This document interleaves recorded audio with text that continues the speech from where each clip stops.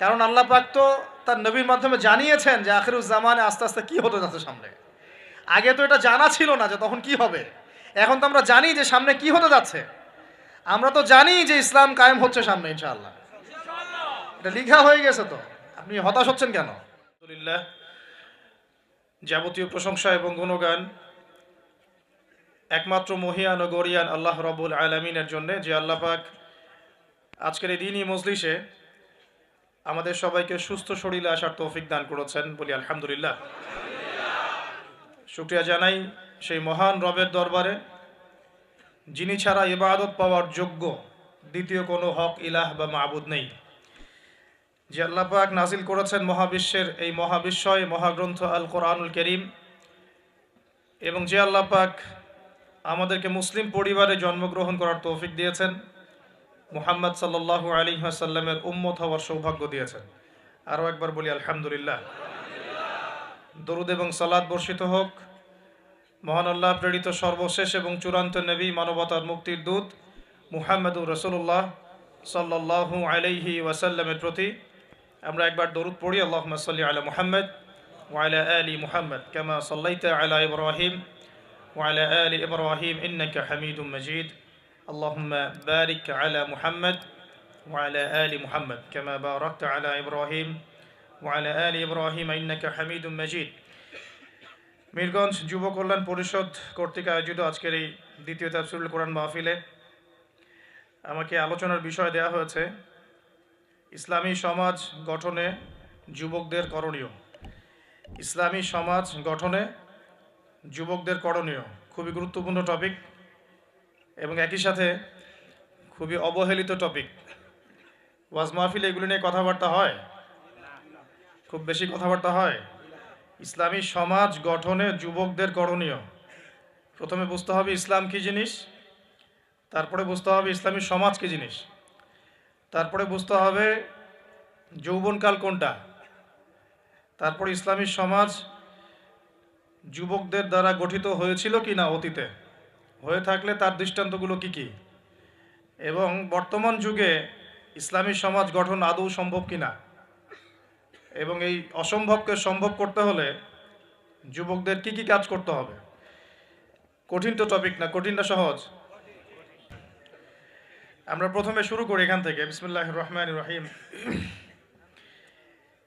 ইসলাম কি আর ইসলামিক সমাজ কাকে বলে, আগে এই বিষয়টা বুঝি, তারপরে আমরা যাই যে ইসলামিক সমাজ কারা গঠন করবে এবং এই ইসলামী সমাজ গঠনের জন্যে যুবকদের ভূমিকা কি হতে পারে। এখনকার যুব সমাজ কোন কোন বিষয়গুলো নিয়ে বেশি ব্যস্ত হয়ে আছে, আর ইসলামিক সমাজ গঠন করতে হলে যুবকদেরকে কোন কোন দিকে বেশি ফোকাস করতে হবে, এগুলোই আমাদের আলোচনার মূল বিষয়। আল্লাহ পাক আমাদের সবাইকে আলোচনা আজকে দিলের কান দিয়ে শুনে বুঝে আমল করার তৌফিক দান করুন, বলি আমিন। এবং সর্বপ্রথম আল্লাহ পাক আমাকে তৌফিক দান করুন যাতে আমি যা বলছি তার উপর আমি আগে আমল করতে পারি। আপনারা আমার জন্য দোয়া করবেন, যা বলছি তার উপর যেন আগে নিজে আমল করতে পারি, এবং আমি আপনাদের জন্য দোয়া করছি আল্লাহ পাক আপনাদেরকে আমল করার তৌফিক দান করুন, আমিন। সর্বপ্রথম যে শব্দটা নিয়ে কথা বলবো সেটা হলো ইসলাম কি। ইসলাম কি, ইসলামের সমাজ ব্যবস্থা কি। আল্লাহ রাব্বুল আলামিন পবিত্র কোরআনে সূরা নাহলের মধ্যে একটা আয়াত নাজিল করেছেন, আয়াত নাম্বার 89। আল্লাহ পাক বলছেন, বিসমিল্লাহির রহমানির রহিম, ওয়া নাযালনা আলাইকাল কিতাবা তিবয়ানান লিকুল্লি শাই ওয়া হুদা ওয়া রাহমাতান ওয়া বুশরা লিল মুসলিমিন। আল্লাহ পাক নবী মুহাম্মদ সাল্লাল্লাহু আলাইহি ওয়াসাল্লামকে বলছেন, হে নবী মুহাম্মদ সাল্লাল্লাহু আলাইহি ওয়াসাল্লাম, আমি তোমার প্রতি এমন একটা কিতাব নাজিল করেছি, এই কিতাব আল কোরআনুল কারীম। হে নবী মুহাম্মদ সাল্লাল্লাহু আলাইহি ওয়াসাল্লাম, আমি আপনার প্রতি এমন একটা কিতাব নাজিল করেছি যে কিতাবটা হচ্ছে তিবিয়ানান লিকুল্লি শাই, অর্থাৎ এই পৃথিবীর প্রতিটা বিষয়কে ব্যাখ্যা করবে, মানুষের জীবনের প্রতিটা বিষয়কে ব্যাখ্যা করবে, এমন একটা কিতাব আমি নাজিল করেছি, বলেন সুবহানাল্লাহ। শুধু তাই নয়, ওয়াহুদান, এবং এই কিতাবটা ব্যাখ্যা তো করবেই, একই সাথে হেদায়াত মানে পথ দেখাবে, ওয়া রাহমাতান, এবং এই কিতাবটা হচ্ছে আল্লাহর পক্ষ থেকে রহমত বা অনুগ্রহ, দয়া। 3 4 ওয়া বুশরা লিল মুসলিমিন, এবং এই কিতাবের সামনে যে নিজের ইচ্ছাকে সঁপে দিবে, যে আত্মসমর্পণ করবে, এই মুসলিমদের জন্য এই কিতাবটা হচ্ছে বুশরা মানে সুসংবাদ। তাহলে আল্লাহ পাক এই আয়াতের মধ্যে আল কোরআনকে 4টা বিষয় বলেছেন। এক, আল কোরআন হচ্ছে প্রতিটা বিষয়ের ব্যাখ্যা, 1 নাম্বার। 2, আল কোরআন হচ্ছে হেদায়াত মানে পথ প্রদর্শক, পথ নির্দেশ আপনাকে দিবে, গাইডেন্স। 3 নাম্বার, এই কিতাব হচ্ছে রহমা মানে দয়া, আল্লাহর পক্ষ থেকে অনুগ্রহ। 4 নাম্বার, এই কিতাব হচ্ছে বুশরা সুসংবাদ। কাদের জন্য সুসংবাদ? যারা এই কিতাবের সামনে আত্মসমর্পণ করবে, মুসলিমদের জন্য। তো এই আয়াত থেকে বুঝতে পারছি যে কোরআনে আল্লাহ পাক এমন কোনো বিষয় নাই যেটা ব্যাখ্যা করেন নাই, এবং কোরআনের প্রাসঙ্গিক ব্যাখ্যা হিসেবে আল্লাহ রাব্বুল আলামিন আবার হাদিস নাজিল করেছেন, যেটাকে আমরা সুন্নাহ বলি। এর দলিল কোথায়? সূরা হাশর আয়াত নাম্বার 7। কত নম্বর আয়াত? সূরা হাশর 7 নম্বর আয়াত। আল্লাহ পাক বলছেন, ওয়ামা আতাকুমুর রাসূলু ফাখুযু, রাসূল সাল্লাল্লাহু আলাইহি ওয়াসাল্লাম যা যা দেন নিয়ে নাও। রাসূল সাল্লাল্লাহু আলাইহি ওয়াসাল্লাম যা যা দেন নিয়ে নাও। ওয়ামা নাহাকুম আনহু ফান্তাহু, রাসূল সাল্লাল্লাহু আলাইহি ওয়াসাল্লাম যা যা ছেড়ে দিতে বলেন, নিষেধ করেন, ছেড়ে দাও। এখন রাসূল যা দেন সেটা কি কোরআনে আছে না হাদিসে আছে? বলেন। আচ্ছা, রাসূল যা থেকে নিষেধ করেন সেগুলো কি কোরআনে আছে না হাদিসে আছে? মনে করেন আমরা বললাম ঈশার নামাজ কয় রাকাত? ফরজ নামাজ 4 রাকাত। আর 4 রাকাত নামাজের মধ্যে মোট কতগুলো সেজদা হবে? এক রাকাতে আমরা কয়টা সেজদা করব, কয়টা রুকু করব, রুকুর তাসবিহ কি পড়ব এবং কয়বার করে পড়ব, সেজদার তাসবিহ কি পড়ব, কয়বার করে পড়ব, 2 সেজদার মাঝখানে বসবো কিনা, 2 সেজদার মাঝখানে কোনো দোয়া পড়ব কিনা, রুকু থেকে উঠে সামি আল্লাহু লিমান হামিদা বলে রব্বানা ওয়া লাকাল হামদ বলতে হবে কিনা, এই খুঁটিনাটি বিষয়টা কি আপনি কোরআনে পাবেন? পাবেন না। কোরআনে পাবেন যে আপনাকে 5 ওয়াক্ত সালাত ফরজ করা হয়েছে। এখন আপনি হাদিসে গিয়ে পাবেন যে সালাতের ওয়াক্ত কেমন হবে, কখন হবে, কিভাবে ওযু করতে হবে, আপনি জুনুবি অবস্থায় থাকলে কিভাবে ফরজ গোসল করবেন, কিভাবে মেসওয়াক করবেন, ওযুর সময় কি আগে ধোবেন, বিসমিল্লাহ বলে কি আগে মাথা মাসা করবেন নাকি আগে হাতের কবজি পর্যন্ত ধোবেন, কি করবেন, ধারাবাহিকতা কেমন হবে, নামাজের দিকে আপনি কিভাবে যাবেন, কীরকম পোশাক পরলে নামাজ হবে, কেমন করলে নামাজ হবে না, কোন ওয়াক্তে নামাজ পড়লে নামাজ হবে, কোন ওয়াক্তে পড়লে হবে না, কোন ওয়াক্তের নামাজ কত রাকাত হবে, কোন রাকাতে কয়টা সেজদা করবেন, কয়টা রুকু করবেন, ইত্যাদি, মানে খুঁটিনাটি বিষয়। এই খুঁটিনাটি বিষয়গুলো কিন্তু আছে হাদিসে। কোথায় আছে ভাই? এই হাদিস এবং সুন্নাহ প্লাস কোরআন, এই দুটোকে মিলেই হচ্ছে ওয়াহি, আল্লাহ পাকের ওয়াহি। এখন অনেকেই এই আয়াতের ভুল ব্যাখ্যা করতে পারেন যে আল্লাহ পাক তো বলেছেন কোরআনের সমস্ত বিষয় আমি ব্যাখ্যা করেছি, তাহলে হাদিসের কি প্রয়োজন আছে? উত্তর হচ্ছে আল্লাহ পাক কোরআনে সমস্ত বিষয়ের মূল নীতি ব্যাখ্যা করেছেন, আর হাদিসে গিয়ে এর বিস্তারিত ব্যাখ্যা করেছেন। আমি কি বুঝাতে পারছি? আরেকটা দলিল সূরা নাজম আয়াত নাম্বার 3-4। সূরা নাজম আয়াত নাম্বার 3-4 আল্লাহ রাব্বুল আলামিন বলছেন যে ওয়ামা ইয়ানতিকু আনিল হাওয়া, মুহাম্মদ সাল্লাল্লাহু আলাইহি ওয়াসাল্লাম নিজের মন গড়া কোনো কথা বলেন না। মুহাম্মদ সাল্লাল্লাহু আলাইহি ওয়াসাল্লাম নিজের মন গড়া একটা শব্দ উচ্চারণ করেন না। ইন হুয়া ইল্লা ওয়াহয়ু ইউহা, তিনি শুধু অতটুকু কথা বলেন যেটা তার কাছে ওহী করা হয়। সুবহানাল্লাহ। যখন থেকে নবী সাল্লাল্লাহু আলাইহি ওয়াসাল্লামের কাছে নবুয়ত এসেছে, এরপর থেকে একটা শব্দ নবী সাল্লাল্লাহু আলাইহি ওয়াসাল্লাম আল্লাহর হুকুম ছাড়া বলেন নাই। একদিন এক ব্যক্তি এসে জিজ্ঞাসা করছিল যে আল্লাহর কাছে সবচেয়ে নিকৃষ্ট জায়গা কোনটা আর সবচেয়ে উৎকৃষ্ট জায়গা কোনটা? নবী সাল্লাল্লাহু আলাইহি ওয়াসাল্লাম চুপ করে থাকলেন অনেকক্ষণ। তিনি চুপ করে আছেন মানে তার কাছে ওহী নাজিল হচ্ছে। কি নাজিল হচ্ছে? ওহী। কিছু কিছু সাহাবী বলতেন, যেমন একজন সাহাবীর নাম হচ্ছে যায়েদ ইবনে হারেসা। তিনি একদিন বলেছিলেন যে একদিন নবী সাল্লাল্লাহু আলাইহি ওয়াসাল্লাম আমার পাশে বসেছিলেন, তার উরু, তার পায়ের এই অংশটা আমার পায়ের উপরে ছিল। হয় না অনেক সময় আমরা বসি না একসাথে মসজিদের মধ্যে? তো এইরকম একটা অবস্থায় আল্লাহর রাসূলের উপর ওহী চলে আসছে।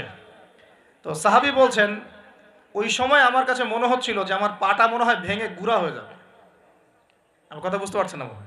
ওহীর যে একটা ভার, মানে ওহী আসছে, তিনি বুঝতে পারছেন যে তার ফিজিক্যালি তার মধ্যে অন্যরকম একটা স্ট্রেংথ চলে আসছে। আয়েশা রাদিয়াল্লাহু আনহা তিনি বলেছিলেন যে নবী সাল্লাল্লাহু আলাইহি ওয়াসাল্লামকে আমি দেখেছি প্রচণ্ড ঠান্ডার সময় তার কাছে ওহী আসছে, কোরআনের হাদিসের ওহী আসছে, এবং প্রচণ্ড ঠান্ডার মধ্যে তিনি দরদর করে ঘামা শুরু করেছেন। তো ওহী আসলে বোঝা যেত কিছু একটা হচ্ছে।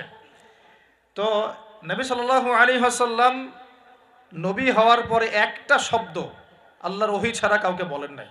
এটা হচ্ছে ইসলামের একটা প্রামাণ্যতা, মানে ইসলাম যে এতই নিখুঁত, এতই নিপুণ, এখানে যার্রা পরিমাণ বাতিল ঢোকার কোনো সুযোগ নাই। তো এই ব্যক্তি জিজ্ঞাসা করছিলেন আল্লাহর কাছে সবচেয়ে উৎকৃষ্ট জায়গা কোনটা, নিকৃষ্ট জায়গা কোনটা। নবীজি উত্তর দিচ্ছেন না, চুপ করে আছেন। তার মানে ওহী নাজিল হচ্ছে এখন। বেশ কিছুক্ষণ পর তিনি বললেন, শোনো, ওই ব্যক্তি কোথায় যে প্রশ্ন করেছিল? বলা হলো ওই যে, ডেকে নিয়ে আসো।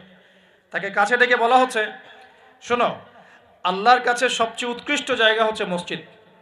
কোন জায়গা ভাই? মসজিদ। আর আল্লাহর কাছে সবচেয়ে নিকৃষ্ট জায়গা হচ্ছে বাজার। কোন জায়গা? বাজার। যেটা আমাদের এখন বেশি বেশি বাজার, ঘন ঘন বাজার। শেষ জামানায় বাজার ঘন ঘন হবে, কে আমাদের আলামত। বাজার ঘাট হবে খুব ঘন ঘন, বাজার থেকে বের হলেই বাজার। এটা হয় নাই এখন? তো এত কিছু চোখে দেখার পরেও মানুষকে বোঝাতে হয় যে হাতে সময় কম। আল্লাহ পাকের গজব একটার পর একটা আসতে আছে, দেখতে পারতেছেন না? সামনে যে বড় সড়ো কোনো বন্যা হয় কিনা আল্লাহ ভালো জানে। বলা হচ্ছে যে একটা জলোচ্ছ্বাসের মানে ঝুঁকির মধ্যে আছে বিশ্বের বহু কান্ট্রি জলোচ্ছ্বাস, বড় একটা জলোচ্ছ্বাসের হুমকির মধ্যে আছে। 20 ফুট থেকে 25 ফুট পানি উঠে যাবে, উঠে উপকূলবর্তী অঞ্চলগুলো ডুবিয়ে দিবে। এটা এখন গবেষকরাই বলছেন, বিজ্ঞানীরা। আর আমরা তো আগেই বলেছি, যখন একটা জনপদের মধ্যে শিরকের পাপ বেশি হয়, কোন পাপ? শিরকের পাপ। শিরক শুধুমাত্র ওই মূর্তি পূজা করাই শিরক নয়, আপনাদেরকে জানাই দিতে চাই, কবর পূজা করাও শিরক। কথা কি বুঝতে পারছেন? আমার কথা কিভাবে নেবেন জানি না, কিন্তু আমাকে তো বলতে হবে। শুধু মূর্তি পূজা করাই শিরক না, কবরে সেজদা করাও শিরক। তো যখন শিরকের সয়লাভ হয় একটা এলাকার মধ্যে, একটা জাতির মধ্যে, তখন নূহ আলাইহিস সালামের কওমকে আল্লাহ পাক যেমন প্লাবন দিয়ে ভাসিয়ে দিয়েছিলেন, ওরকম বন্যা জলোচ্ছ্বাস প্লাবন দিয়ে ভাসিয়ে দিবেন আল্লাহ। কারণ নোংরামি ধুইতে হলে অনেক পবিত্র পানির দরকার আর কি। আর শিরক হচ্ছে সবচেয়ে নোংরা জিনিস। আল্লাহর জমিনের সবচেয়ে নোংরা জিনিস কি? শিরক। এগুলো তো গেল ধর্মতাত্ত্বিক শিরক। এখন তো শিক্ষার মধ্যেও শিরকি আকীদা ঢুকিয়ে দেওয়া হচ্ছে। এবং এটা কোন আকীদা, এটা বলার তো আর প্রশ্ন আসে না, সবাই বোঝেন কোন আকীদা। যখন মানুষ কোরআনের সৃষ্টিতত্ত্ব বাদ দিয়ে মানব রচিত সৃষ্টিতত্ত্ব বইয়ের মধ্যে ঢুকায়, এগুলো শিরক না? অর্থনীতির মধ্যে এখন শিরক আছে। কিরকম? আল্লাহ পাক হালাল যে অর্থনীতি দিয়েছেন, ওটাকে বুড়া আঙ্গুল দেখিয়ে এখন সুদভিত্তিক অর্থনীতি চলছে সব জায়গায়। তো আল্লাহ পাকের হালালকে যে হারাম করে, এটা শিরক না? এটা সূরা তওবা পড়বেন, সূরা তওবার 31 নম্বর আয়াত। আমি রেফারেন্সের কথা বলছি। সূরা তওবার 31 নম্বর আয়াত পড়ে দেখবেন, আল্লাহ পাক বলছেন যে আল্লাহর হালালকে যদি কেউ হারাম করে নেয় আর হারামকে হালাল করে নেয়, এই যে পরিবর্তন, এই কাজটা, এটা কিন্তু শিরকি আকীদা, কুফর, শিরক। আপনি আল্লাহর হালালকে হারাম করতে পারেন না। আল্লাহ পাক একটা হারাম করেছেন, আপনি হালাল করতে পারবেন না। মানেন না ব্যক্তিগতভাবে, সেটা আলাদা বিষয়, কিন্তু অন্যের উপর ইম্পোজ করতে পারবেন না। মনে করেন আল্লাহ পাক হালাল করেছেন পর্দা, আপনি পর্দা করেন না, বুঝলাম, এটা আপনার ব্যক্তি স্বাধীনতা, কিন্তু আপনি পর্দাকে ব্যঙ্গ করতে পারবেন না। ব্যঙ্গ করলে কুফরি হয়ে যাবে। কথা বোঝাতে পারছি ভাই? নিজে পালন করে না, সেটা আলাদা বিষয়। আমি পালন করি না, তার কাছে মনে হয় যে বেপর্দায় চললেই মনে হয় ভালো, নাউজুবিল্লাহ। ওর কাছে এটাই মনে হয়, ওর কাছে এটাকে মনে হয় প্রগতি, অগ্রগতি, উন্নয়ন। তো সে তার থট নিয়ে থাক। কিন্তু যদি সে বলে যে না, পর্দা সেকেলে প্রথা, এখন চলে না, ওই যুগে চলতো, এটাকে টিটকারি করে, ব্যঙ্গ করে, তাহলে কুফরি করবে, শিরক করবে। মনে করেন মদ আল্লাহ হারাম করেছেন, আর কিছু মানুষ মদ খায়, হারাম মনে করেই খায় বা হালাল মনে করেই খায়, মানে খায় আর কি। তো একজন খায়, সেটা আলাদা আলাদা পাপ। আর কেউ যখন মনে করবে যে না, আল্লাহ পাকের এই হালাল হারামের বিধান আমি মানি না, আল্লাহ পাকের হালাল হারামের বিধান আমি মানি না, তখন হবে শিরক আর কুফর। এমনি হচ্ছে কবিরা গুনাহ। আর যখন হালালকে হারাম করে নিবে আর হারামকে হালাল করে নিবে, তখন শিরকের পর্যায়ে চলে যাবে। তো এই সিস্টেম এখন চলছে না? আল্লাহ পাকের সুদ ভিত্তিক, আল্লাহ পাকের হালাল অর্থনীতি বাদ দিয়ে সারা বিশ্বে এখন সুদ ভিত্তিক অর্থনীতি চলছে না? বুঝেন না এগুলা? অর্থনৈতিক অবস্থা ভালো না। আস্তে আস্তে বিশ্বের মধ্যে ভয়াবহ অর্থনৈতিক সংকট দেখা দিবে, এবং এই সংকটটা ফেস করবে মূলত এই মধ্যবিত্ত শ্রেণী আর নিম্ন মধ্যবিত্ত শ্রেণী। খুব ধনী দেশের কোনো সমস্যা হবে না, যারা মিডল ক্লাস কান্ট্রি বা আরেকটু নিচু মানের কান্ট্রি অর্থনৈতিক দিক থেকে, এদের সামনে ভয়াবহ একটা অবস্থা ফেস করতে হবে। সময় যাইতে দেন, আস্তে আস্তে সব স্পষ্ট হয়ে যাবে, আপনারাই বুঝতে পারবেন। অলরেডি গরিব মানুষ হাহাকার করা শুরু করেছে, অলরেডি হাহাকার করা শুরু করেছে। বড় লোকের তো কোনো সমস্যা নাই, গ্যাস তেল চাল ডাল সব কিছুর দামও যদি বাড়ে, বড় লোকের কোনো সমস্যা আছে? আমার তো কোনো সমস্যা নাই, আমি তো খেতে পারতেছি, কোনো না কোনোভাবে খেতে পারতেছি। কিন্তু যে কৃষক মজুর শ্রমিক, হ্যাঁ, যারা গরিব মানুষ, এরা তো আমার মতো না। আমার জন্য 4 বার বিদ্যুতের দাম বাড়লেও কোনো সমস্যা নাই। 1000, 1500, 2000, 3000 আপনি ইফোর্ট দিতে পারছেন, আপনার তো সমস্যা নাই। কিন্তু যে ব্যক্তির মাসিক আয় 3000 টাকা, সে কি করবে? সে তো ইফতার করতে বসে বদদোয়া করা শুরু করবে। এবার বহু মানুষ ইফতারির টেবিলে বসে আল্লাহর কাছে বদদোয়া করা শুরু করবে। এটা আমি অনেকদিন আগে বলেছি, কারণ এটা বলেছি বৈশ্বিক অর্থনৈতিক সংকটের কারণে। পুরো বিশ্বে একটা ইকোনমিক সংকট চলছে। এখন এই কথাগুলো যেগুলো বলছে, এগুলোর সাথে কিন্তু আমাদের ইসলামিক সমাজ ব্যবস্থা জড়িত আছে। আমি ওদিকে আসতেছি।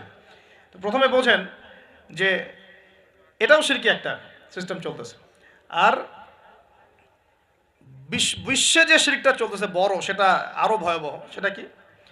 বিশ্বের যারা মোরল, যারা এখন বিশ্ব চালায়, তারা বলতেছে এক কথায় যে ধর্মের কোনো দরকার নাই বিশ্বে ধর্মের কোনো দরকার নাই, ধর্মগ্রন্থেরও দরকার নাই, ধর্মীয় বিধানেরও দরকার নেই। এই বিশ্ব চালাবো আমরা, বিশ্বের বিধান রচনা করব আমরা, বিশ্বকে পরিচালনা করার মূলনীতি বানাবো আমরা, বিশ্বের মানুষকে চালাবো আমরা।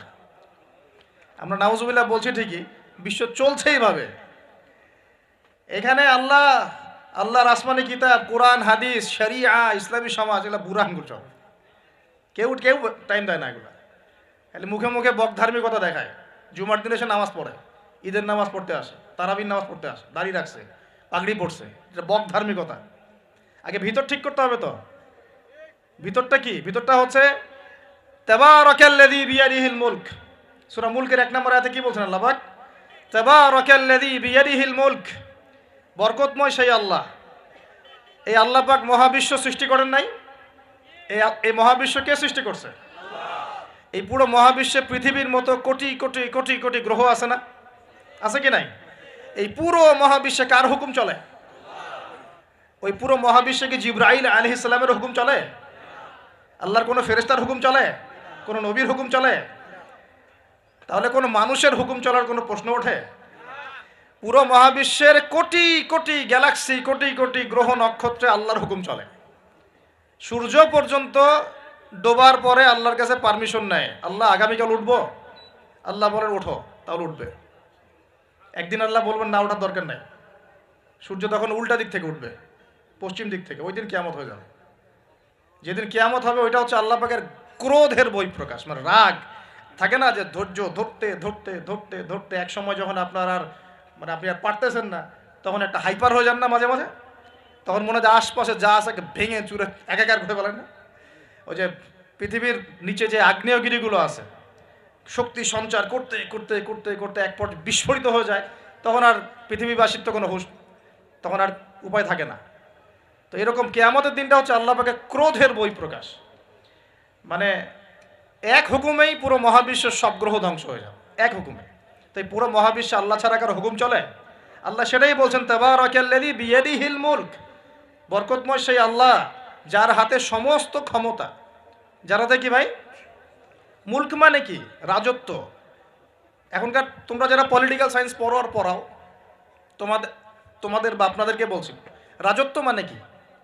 রাজত্বের ইংরেজি প্রতিশব্দ কি? সভরেন্টি। মানে বলেন, সভরেন্টি মানে কি? সার্বভৌমত্ব। মানে কি? সার্বভৌমত্ব। আল্লাহ পাক বলছেন মহাবিশ্বের সার্বভৌমত্ব আমার হাতে। সুবহানাল্লাহ। কার হাতে? মহাবিশ্বের সার্বভৌমত্ব কার হাতে? সভরেন্টি কার হাতে? দুনিয়াতে এই সভরেন্টি, সার্বভৌমত্ব মানুষের হাতে। বুঝেন নাই মনে হয়? এই দুনিয়াতে সভরেন্টি, মুলক, সার্বভৌমত্ব এখন আল্লাহর হাতে নাই, মানুষের হাতে। মানুষ যা মনে করে তাই চালায়। এখন আল্লাহ পাকের বিধান, আল্লাহ রাসূল, এগুলো বাদ। তো এটা হচ্ছে সবচেয়ে বড় শিরক সারা বিশ্বের। এটা সারা বিশ্বের সবচেয়ে বড় পর্যায়ে শিরক। তো শিরকে ডুবে আছি আমরা, এটাকে বোঝেন। আমি তো বলছি না যে এখন এই প্রবলেমসগুলোকে রাতারাতি সলভ করা যাবে, এমনটা তো বলছি না। বলছি পুরো ওয়ার্ল্ডে এরকম শিরকি একটা সিস্টেম প্রতিটা ক্ষেত্রে চলছে। কিভাবে সলভ করবেন সেটা পরের বিষয়, আগে তো বুঝতে হবে কোথায় আছে বিশ্ব এখন। তো আমরা দেখলাম যে বড় বড় সেক্টর যেগুলো একটা বিশ্বের, ধর্ম, সংস্কৃতি, অর্থনীতি, জিওপলিটিক্স এবং পরিবার তো আছেই, পাশাপাশি আমাদের এই একটা কি ওয়ার্ল্ড অ্যাফেয়ার্স, এই প্রতিটা ক্ষেত্রে আল্লাহ পাকের তাওহিদকে পাশ কাটিয়ে মানুষের মন গড়া বিধান দিয়ে চলানো হচ্ছে কিনা, হচ্ছে কিনা বুঝতে পারছেন না মনে কথা। সুদ কি মানুষের বিধান না আল্লাহর বিধান? বলেন, আরো খোলামেলা বলি, সুদ কি মানুষের বিধান না আল্লাহর বিধান? মদ মদ কি মানুষের বিধান না আল্লাহর বিধান? মদ খাওয়া যাবে? মদ খাওয়া যাবে? বেপরদায় চলা যাবে, এটা কি মানুষের বিধান না আল্লাহর বিধান? পুরো বিশ্বের যত বৈশ্বিক অ্যাফেয়ার্স আছে এটা মানুষ নিয়ন্ত্রণ করবে, আল্লাহর বিধানের দরকার নাই। এটা কি আল্লাহর বিধান না মানুষের কথা? তো সারা বিশ্বে এই কুফুরি চলতেছে না, চলছে কি না? এখন এই বিশ্বটা বোঝেন, তারপরে আপনি এই আয়াতটা বোঝেন। এখন আল্লাহ পাক বলছেন, এখন আমি মুহাম্মদ সাল্লাল্লাহু আলাইহি ওয়াসাল্লামের কাছে এমন কিতাব দিয়েছি যে কিতাবে এই সব সমস্যার সমাধান আছে। সুবহানাল্লাহ। সমস্যাগুলো তো বুঝতে পারলেন। আল্লাহ পাক বলছেন, হে মুহাম্মদ বলেন সাল্লাল্লাহু আলাইহি ওয়াসাল্লাম, আমি তোমার কাছে এমন একটা কিতাব দিয়েছি যে কিতাবের মধ্যে প্রতিটা বিষয়কে আমি ব্যাখ্যা করেছি, সমাধান দিয়েছি। এটা হেদায়েত, এটা রহমত, এটা বুশরা, সুসংবাদ কাদের জন্য? যারা আমার সামনে আত্মসমর্পণ করবে। যারা করবে না ওদের জন্য সুসংবাদ নাই। আর এই কিতাবের ব্যাখ্যা আছে। এই কিতাব একাই আপনাকে পথ দেখাবে না, হাদিসের প্রয়োজন আছে। এটা আমরা পেলাম সূরা নজম আয়াত নাম্বার 3-4 এবং সূরা হাশর আয়াত নাম্বার 7, যে রাসূল সাল্লাল্লাহু আলাইহি ওয়াসাল্লাম নিজের মন গড়া কোনো কথা বলতেন না। তিনি সেটাই বলতেন যে আল্লাহ ওহী করতেন। আর আল্লাহর রাসূলের আদেশগুলো আমরা পাচ্ছি হাদিসে, নিষেধগুলো পাচ্ছি হাদিসে। সো কোরআন এবং হাদিস এই দুটোকে মিলে আল্লাহ পাকের এখন ওহী নাজিল হচ্ছে। কোথায় নাজিল হচ্ছে? আইয়ামে জাহিলিয়াতে। কোথায় ভাই? এই কিতাব কোথায় নাজিল হয়েছে? বাংলাদেশে, পাকিস্তানে, সিরিয়ায়? কোন যুগে নাজিল হয়েছে? ওই ব্যাবিলনের যুগে, নাকি ওই চাইনিজ সভ্যতার যুগে, নাকি ওই রাশিয়ার বলশেভিক ওই বিপ্লব ওইসব যুগে? কোন যুগে নাজিল হয়েছে? আবু জেহেলের যুগে। কোন যুগে ভাই? আবু জেহেলের নাম শুনেছেন তো? আবু জেহেলের যুগটাকে আমরা বলি আইয়ামে জাহিলিয়াতের যুগ। আবু জেহেল ছিল ওই যুগের নেতা। দারুন নাদওয়া ছিল তার পার্লামেন্ট। তার পার্লামেন্টের নাম কি? দারুন নাদওয়া। সেখানে আবু জেহেল, আবু লাহাব, উতবা, সাইবা, রাবিয়া এরা সব বসে বসে বুদ্ধি পাকাইতো আর কি, কি করতে হবে কি করতে হবে না। বাই দ্য ওয়ে, এই আবু জেহেল, আবু লাহাবরা কিন্তু আল্লাহকে বিশ্বাস করতো। আল্লাহ বলে যখন আছে এবং আল্লাহর কাছে যে ফিরে যেতে হবে এটাও তারা বিশ্বাস করতো কিছু কিছু ক্ষেত্রে। কিন্তু আল্লাহ পাকের কোনো বিধান তারা মানতো না। আল্লাহ পাকে পাওয়ার জন্য মাধ্যম পূজা করত। তারা কিন্তু 360টা মূর্তির পূজা এই কারণে করতো না, যে তারা আল্লাহকে বিশ্বাস করে না এমন নয় বিষয়টা। তারা আল্লাহকে বিশ্বাস করত, আল্লাহকে পাওয়ার মাধ্যম হিসেবে তারা এগুলোর পূজা করত। সূরা জুমার পরে, সূরা জুমারের 1-2-3 আয়াত পরে দেখেন আবু জেহেলদের কথা আল্লাহ বলেছেন। তারা বলতো, মা না'বুদুহুম, আমরা এই লাত উজ্জা মানাতের উপাসনা এই কারণে করি, শুধু এই কারণে করি, লিয়ুকাররিবুনা ইলাল্লাহি যুলফা, যে এই লাত উজ্জা মানাত, হবল, এই যে মূর্তিগুলো, এগুলো আমাদেরকে আল্লাহ পর্যন্ত পৌঁছে দিবে, এই কারণে করতো। ওরা কিন্তু আল্লাহকে অস্বীকার করতো না। এমনকি বদর যুদ্ধে যাওয়ার সময়ও আবু জেহেল কিন্তু কাবা ঘরে দোয়া করে গেছে। তারা কিন্তু হজ ওমরাও করতো, বিকৃত হজ ওমরা করতো। তো এটা মনে করবেন না যে আবু জেহেলরা আল্লাহকে বিশ্বাস করতো না। এবার আবু জেহেলকে চিনতে পারছেন? আবু জেহেল কেমন ব্যক্তি? যে আল্লাহকে বিশ্বাস করে ঠিকই, কিন্তু আল্লাহ পাকের কোনো বিধান মানতে চায় না। তো এখন এই 90 আবু জেহেলরা আমাদের সমাজে আছে কি নাই বলে? আমি কি মিলাইতে পারতেছি? আমি আমার চেষ্টা করছি আপনাদেরকে সহজ করে বোঝানোর জন্য, কিন্তু পারছি কিনা জানি না। অনেক সময় হয় কি যে নিজেরা অনেক কিছু বুঝি কিন্তু বোঝাতে পারি না। বোঝাতে পারাটাও একটা আল্লাহ পাকের রহমত। মানে কাউকে বোঝাতে পারানোটা কিন্তু আল্লাহ পাকের রহমত। অনেক সময় দেখবেন আপনি বুঝতে পারছেন অনেক কিছু, কিন্তু মানুষকে বোঝাতে পারছেন না। তা আমি চেষ্টা করছি বোঝানোর জন্য, আমি কতটুকু পারছি আমি জানি না। এই যে আবু জেহেলকে চিনতে পারলেন? আবু জেহেল এমন একজন বুদ্ধিজীবী মানুষ, খুব বুদ্ধি তার, কারণ তার নাম হচ্ছে আবুল হাকাম। কি নাম? আবুল হাকাম। আবু জেহেলের নাম আবু জেহেল না, আবু জেহেলের নাম আবুল হাকাম, মানে জ্ঞানের পিতা। ওই সমাজের মানুষ তাকে বলতো জ্ঞানের পিতা। জ্ঞানের পিতা, ফিলোসফার, সে দার্শনিক, সে বুদ্ধিজীবী। বুঝতে পারছেন না কথা? আইয়ামে জাহিলিয়াতের মানুষ তাকে সম্মান দিয়ে কথা বলতো, তাকে বলতো তুমি জ্ঞানের পিতা। তো আমাদের ইসলাম তাকে আবু জেহেল কেন বলছে তাহলে? কারণ সে আল্লাহ পাককে চিনতো, আল্লাহ পাককে চেনার পরেও আল্লাহ পাকের বিধানকে সরাসরি বিরোধিতা করেছে। কোনো অজ্ঞ মানুষ ছাড়া এই কাজ কেউ করতে পারে? তো এখন বলেন, এরকম মানুষ সমাজে আছে কি নাই? এই নব্য আবু জেহেলরা আছে না নাই? আছে রে ভাই, আছে, আছে না? এরকম মানুষও পৃথিবীতে সমাজে আছে। তো এখন বলেন, আবু জেহেলদের যুগে আল্লাহ পাক কুরআন হাদিস নাজিল করলেন কেন? কি প্রয়োজন ছিল? উত্তর, আবু জেহেলদের যুগের মধ্যে বর্তমান সময়ের মতো শিরক ছিল। কি ছিল ভাই? আবু জেহেলদের যুগে বর্তমান সময়ের মতো সুদ ছিল, সুদ। আবু জেহেলদের যুগে বর্তমান সময়ের মতো মাদক ছিল। আবু জেহেলদের যুগে বর্তমান সময়ের মতো মেয়েদের প্রতি এই বর্বর আচরণ ছিল, মানে নারীর অবমাননা ছিল। বরং আমি বলি, আমি খোলামেলাই বলি, আবু জেহেলের যুগ থেকে এই যুগে নারীর অবমাননা আরো বেশি। আবু জেহেলের যুগে এত ধর্ষণ হয় নাই। আবু জেহেলের যুগে মেয়েরা এরকম ছেলেদের পোশাক পরে ঘুরে নাই। আবু জেহেলের যুগে ঘরে ঘরে পরকিয়া ছিল না। আবু জেহেলের যুগে যে ফ্ল্যাটে ফ্ল্যাটে জেনা আর ক্যাসিনো আর বার আর মেয়েদের ড্যান্স, পর্নোগ্রাফি, এগুলো ছিল না। এগুলো কোনোটাই আবু জেহেলের যুগে ছিল না। ওই যুগটাকে তো খুব আমরা গালিগালাজ করতে পছন্দ করি। হ্যাঁ, একদম জাহিলি যুগ, আইয়ামে জাহিলিয়াত, তাই না? মেয়েদেরকে একদম জীবন্ত কবর দেওয়া হতো, এই কথা বলি না? তো এখন আবার কোথায় মেয়েকে সম্মান দেওয়া হচ্ছে? দেখলেন না কয়দিন আগে কি ঘটনা ঘটলো ঢাকায়? তো এখন আবার মেয়েদের কোথায় সম্মান দেওয়া হচ্ছে? তারপরেও একটা শালীন পোশাক তো ছিল। আবু জেহেলের যুগে আপনি বিকিনি সংস্কৃতি পাবেন না। আবু জেহেলের যুগে বিকিনি সংস্কৃতি ছিল না, এখন বিকিনি সংস্কৃতি আছে, আছে না?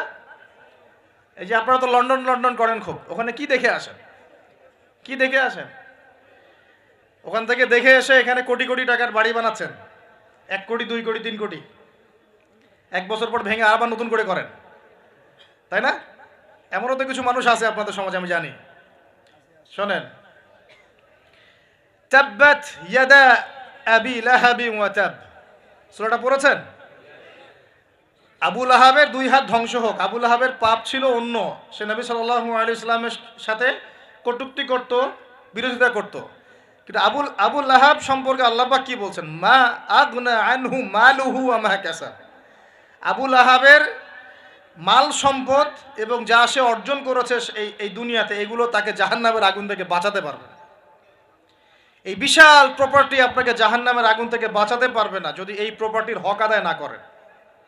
এই রিজিকের হক যদি ঠিকঠাক আদায় না করেন, জাকাত না দেন, দরিদ্রের হক না দেন, মিসকিনের হক না দেন, আত্মীয়র হক না দেন, প্রতিবেশীর হক না দেন, ইসলামের আল্লাহর ফি সাবিলিল্লাহ দান সদকা না করেন, এই বিশাল প্রপার্টি আপনাকে কিয়ামতের মাঠে বাঁচাতে পারবে না। মা আগনা আনহু মালুহু ওয়া মা কাসাব সায়াসলা নারান যাতা লাহাবিন ওয়া ইমরাআতুহু হাম্মালাতাল হাতাব ফি জিদিহা হাবলুম মিন মাসাদ। সূরাগুলো পড়বেন। কোরআন তো শুধুমাত্র তাবিজ করার জন্য কোরআন নাজিল করা হয়নি। তাবিজ করার জন্য কোরআন নাজিল করা হয়েছে নাকি? কোরআনের আয়াত ছিঁড়ে ছিঁড়ে এখন মাদুরির মধ্যে ঢুকিয়ে গলায় ঝুলে রাখার জন্য কোরআন নাজিল হয়েছে? বলেন তো। কোরআনের আয়াত একটা ছিঁড়ে এভাবে আমি র্যাপিং করে গলার মধ্যে ঢুকায় রেখে দিলাম, বাস কোরআনের হক আদায় হয়ে গেল। ডক্টর আপনাকে একটা প্রেসক্রিপশন দিয়েছেন, মনে করেন তোমার কোভিড হয়েছে, তোমাকে এখন এই প্রেসক্রিপশন অনুযায়ী চলতে হবে। আর প্রেসক্রিপশনটা আমি যদি এখন এমন করে ভাঁজ করি, ভাঁজ করে সুন্দর করে মাদুরির মধ্যে ঢুকায়, ওষুধ খাওয়ার দরকার নাই, ভাঁজ করে ঢুকায় ব্যাস রেখে দিলাম, রোগ ভালো হবে না? রোগ ভালো হবে? আমরা কোরআন কিনে এই কাজ করি। আমরা কোরআন কিনে কেউ কেউ এই কাজ করি, সবাই না, কেউ কেউ। কোরআন শেফা মানে কি? কোরআন আপনার রুহের শেফা এবং দেহের শেফা। কখন? যখন কোরআন বুঝে আমল করবেন তখন। কোরআন পড়ে বুঝে যখন আমল করবেন তখন কোরআন শেফা এবং রহমত, বুশরা। আল্লাহ পাক আমাদেরকে বোঝার তৌফিক দান করুন। তবে হ্যাঁ, কোরআনের আয়াত থেকে ঝাড়ফুঁক করা যায়, ঝাড়ফুঁক করা যেতে পারে, পানি পড়া খাওয়া যেতে পারে, এবং এই পানি দিয়ে গোসলও করা যেতে পারে ইত্যাদি। কিন্তু আপনি তো ছিঁড়ে ছিঁড়ে ছিঁড়ে ছিঁড়ে খালি গলায়, পায়ে, হাতে ঝুলে রাখতে পারেন না। আল্লাহ পাক আমাদেরকে বোঝার তৌফিক দান করুন। প্রিয় ভাইয়েরা, এখন এতটুকু তো বুঝতে পারলাম যে কোরআন কোন সময় নাজিল হয়েছে তাহলে ভাই? কার যুগে? আবু জাহেলের যুগে। আবু জাহেলের যুগে কি কি ছিল? এখনকার মতো শিরক ছিল, এখনকার মতো সুদ ছিল, এখনকার মতো মাদক ছিল, এখনকার মতো মেয়েদের অবমাননা ছিল, আরও একটা ছিল এখনকার মতো যে গোত্রীয় হানাহানি, দেখেন না এখন হানাহানি, মারামারি, রাহাজানি, বিশ্বে বিশ্বে, দেশে দেশে, দলে দলে, এই পলিটিক্যাল দল ওই পলিটিক্যাল দলে, আবার এই ধর্মীয় দল এই ধর্মীয় দলে, এই যে হানাহানি, গোত্রীয় হানাহানি, এই হানাহানি ছিল আইয়ামে জাহিলিয়াতের একটা বড় নিদর্শন। তো এরকম একটা সমাজে আল্লাহ পাক কোরআন এবং হাদিস নাজিল করলেন কেন? ইসলামী সমাজ গঠন করার জন্য, যেটা আপনি টপিক দিয়েছেন। এখন ইসলাম কি আর সমাজ কি? ইসলাম হচ্ছে এক কথায় আল্লাহর সামনে আত্মসমর্পণ করা। আল্লাহর সামনে আত্মসমর্পণ মানে কি? আল্লাহ কি আমার সামনে দাঁড়িয়ে আছেন? আল্লাহ পাকে আমার সামনে দাঁড়িয়ে আছেন, আমি কি পায়ে সেজদা করব? আল্লাহর সামনে আত্মসমর্পণ মানে কি? আল্লাহ পাককে চোখে দেখা যায়? আল্লাহ রাব্বুল আলামিনকে দুনিয়ার কোনো চোখ দেখতে পারবে না, সুবহানাল্লাহ। হ্যাঁ, জান্নাতে যারা যাবে তারা আল্লাহকে দেখতে পারবে ইনশাআল্লাহ।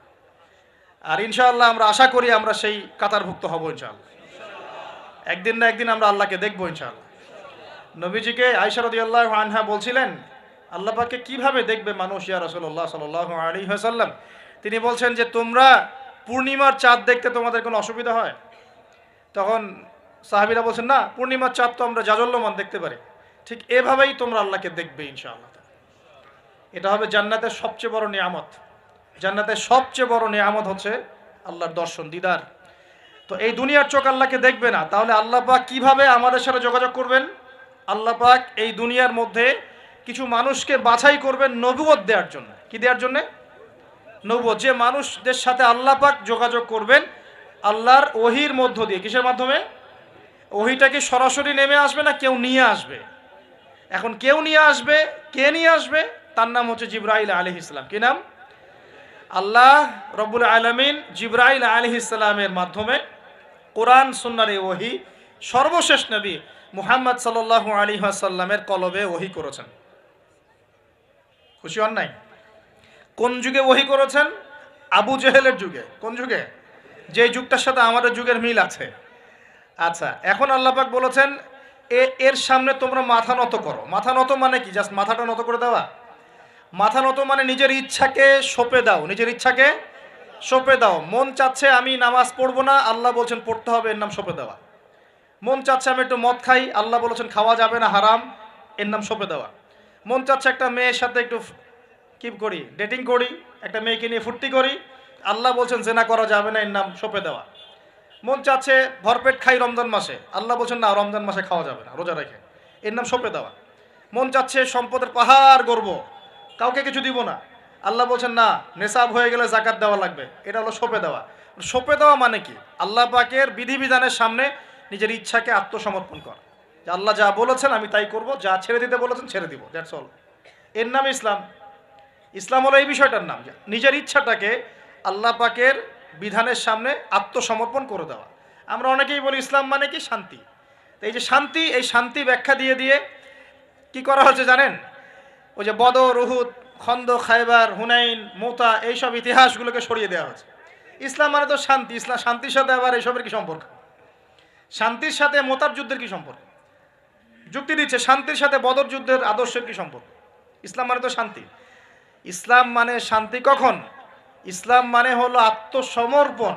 যখন একজন মানুষ নিজের ইচ্ছাকে আল্লাহর সামনে সঁপে দিবে, এর মধ্য দিয়ে সে শান্তি অর্জন করবে ইনশাআল্লাহ। মানে নিজের ইচ্ছাকে আল্লাহর সামনে সঁপে দিলে পরে শান্তি পাওয়া যায়। কারণ আমি তো জানি না যে আমার জন্য কোনটা ভালো কোনটা মন্দ। কে ভালো জানে? যিনি আমাকে সৃষ্টি করেছেন। মনে করেন আপনি একটা মোবাইল ফোন বানিয়েছেন, আপনি এটার মেকার বা ক্রিয়েটর। এখন আপনার চেয়ে কি কেউ ভালো জানে এই ফোনের মধ্যে কি আছে? বলেন। আপনি একটা কম্পিউটার ফাংশন করেছেন, একটা সফটওয়্যার তৈরি করেছেন, একটা অ্যাপস তৈরি করেছেন। আপনার চেয়ে কি কেউ ভালো জানবে এই অ্যাপস কি কাজ করতে পারে, এই সফটওয়্যার কি কাজ করতে পারে, এই কম্পিউটারের ফাংশন কি? এখন আল্লাহ পাক পুরো মহাবিশ্ব সৃষ্টি করেছেন, আমাদেরকেও সৃষ্টি করেছেন। এখন আমাদের জন্য কোনটা ভালো কোনটা খারাপ, কোনটা হক কোনটা বাতিল, কোনটা ন্যায় কোনটা অন্যায়, কোনটা করলে আমরা দুনিয়ায় ভালো থাকবো, পরকালে ভালো থাকবো, এটা কি আল্লাহ পাকের চেয়ে ভালো কেউ জানবে? এই সহজ কথাটা বুঝতে এত সমস্যা কিসের? যদি আল্লাহ বলে কেউ থেকে থাকেন, তাহলে তিনি যদি আমাকে সৃষ্টি করে থাকেন, তাহলে তিনি তো ভালো বুঝবেন আমার জন্য কোনটা ভালো কোনটা খারাপ। এখন তিনি যেগুলো ভালো বলেছেন সেগুলো কোরআনে নাজিল করেছেন, যেগুলো খারাপ বলেছেন সেগুলোও কোরআনে নাজিল করেছেন। তিনি তার রাসূলের মাধ্যমে আমাদেরকে জানিয়েছেন কোন কোন বিষয়গুলো ভালো আর কোন কোনগুলো খারাপ। এখন এগুলো যখন প্রমাণ হয়ে যাবে, মেনে নিতে কোনো সমস্যা, মানতে কোনো আপত্তি আছে ভাই? এই মেনে নেওয়ার নাম হলো ইসলাম। মেনে নেওয়ার নাম কি ভাই?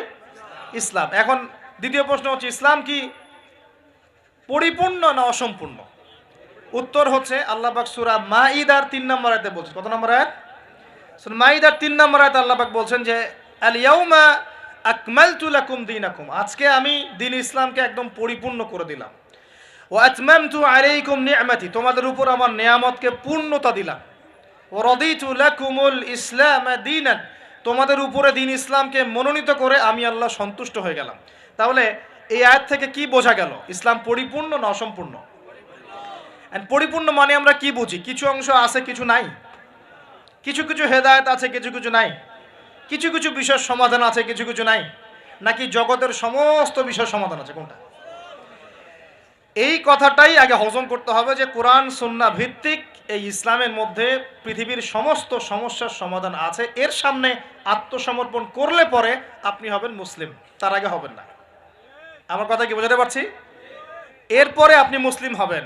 এখন যদি কেউ অস্বীকার করে সে কি হবে? যদি কেউ পুরোপুরি অস্বীকার করে, না কোরআন সুন্নাহ সব কিছু নাই, আমি মানি না, তাহলে হবে সে কাফের। কি হবে? কাফের। কেউ যদি এগুলোর সাথে আল্লাহকে অংশীদার সাব্যস্ত করে সে কি হবে? সে হবে মুশরিক। কেউ যদি বলে, আমি বলে না, মনে মনে অস্বীকার করে কিন্তু মুখে মুখে বলে হ্যাঁ মানি, এমন মানুষ নাই?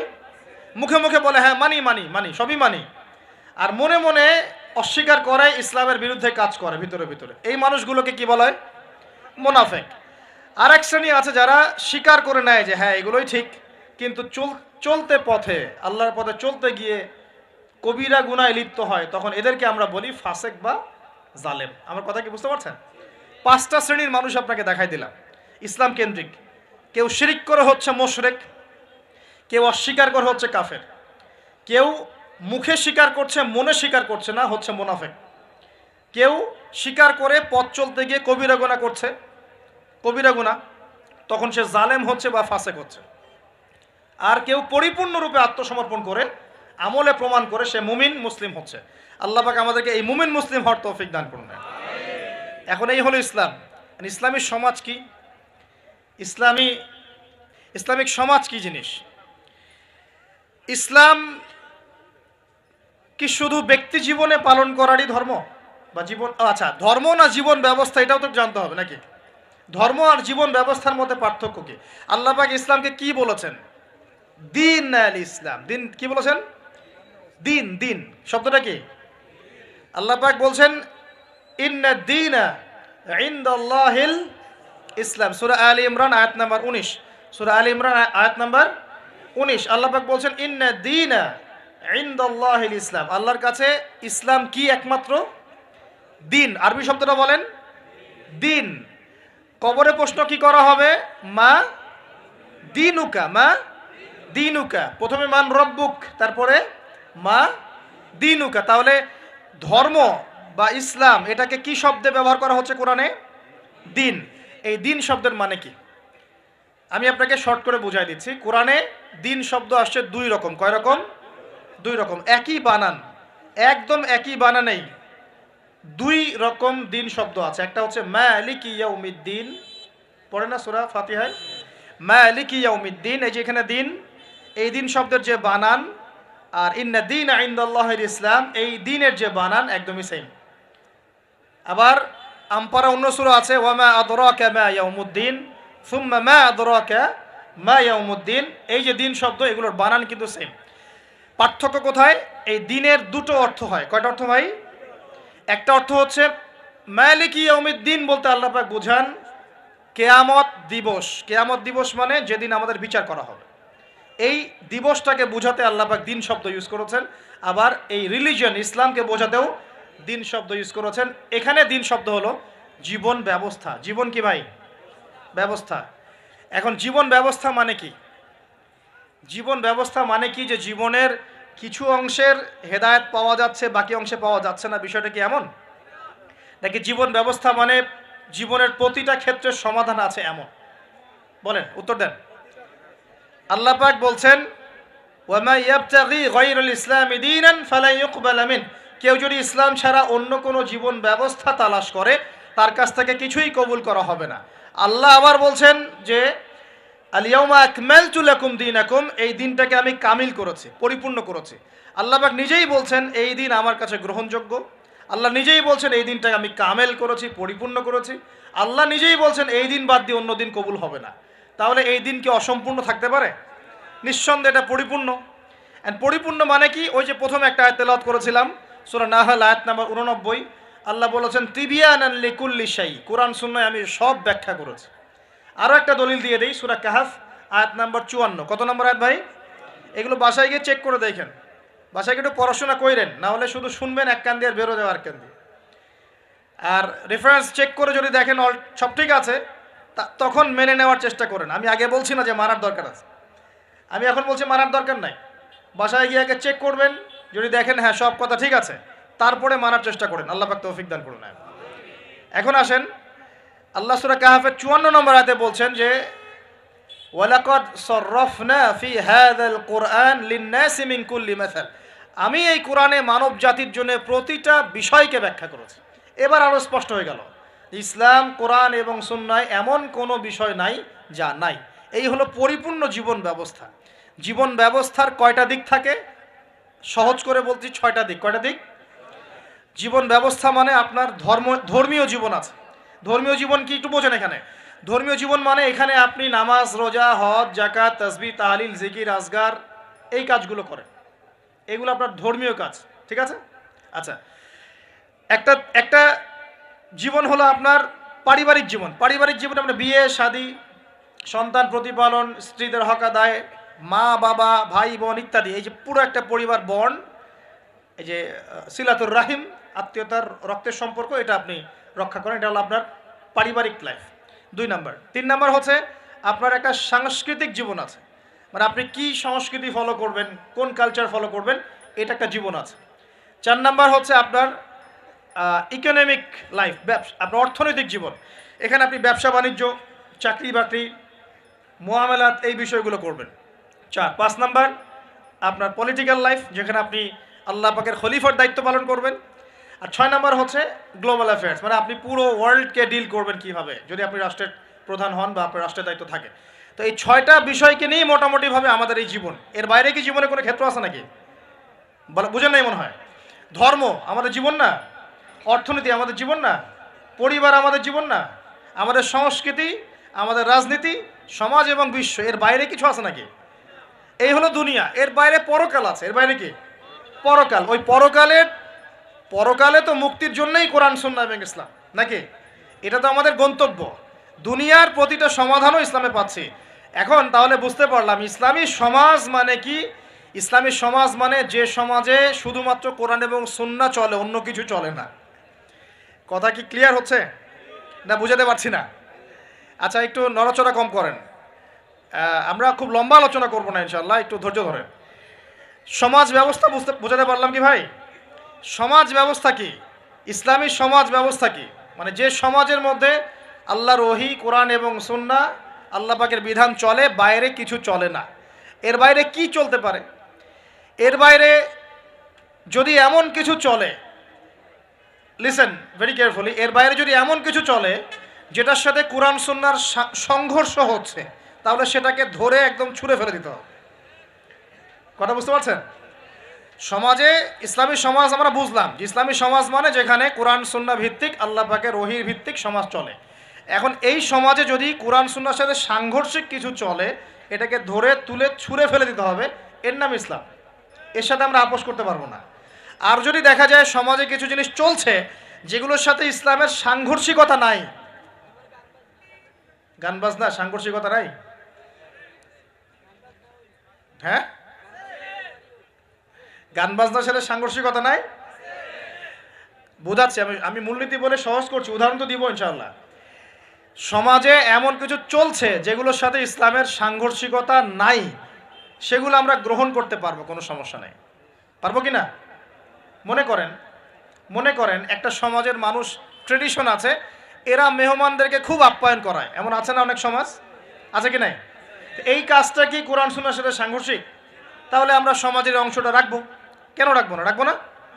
একটা সমাজে আমরা দেখলাম যে মেয়েরা মাশাআল্লাহ পর্দা তো করেই, পাশাপাশি যখন তারা তাদের গৃহস্থলী কাজগুলো করে তখনও দেখা যায় যে একটা শালীন পোশাক পরে বাসায় কাজকর্ম করছে। এটা ওদের কালচার। আমরা এই কালচারটা রাখতে পারবো না? একটা সমাজে দেখা যাচ্ছে যে এতিমদের ব্যাপারে সমাজের লোকজন খুব সফট। এটা কি কোরআন সুন্নাহর সাথে সাংঘর্ষিক? না। আমরা কি রাখতে পারবো না? একটা সমাজে দেখা যাচ্ছে যে মানুষ এই বৃক্ষরোপণ করতে খুব পছন্দ করে, এমনও কিছু সমাজ আছে, গাছ লাগাইতে সবুজ শ্যামল প্রকৃতি খুব ভালো লাগে, আছে না এমন সমাজ? এই জিনিসটা কোরআন সুন্নাহর সাথে সাংঘর্ষিক? তো রাখতে পারবো না আমরা এটা। এরকম এক্সাম্পল দিয়ে শেষ করা যাবে না। এরকম অগণিত কাজ আছে যেগুলো কোরআন সুন্নাহর সাথে সাংঘর্ষিক নয়, কিন্তু সমাজে চলছে।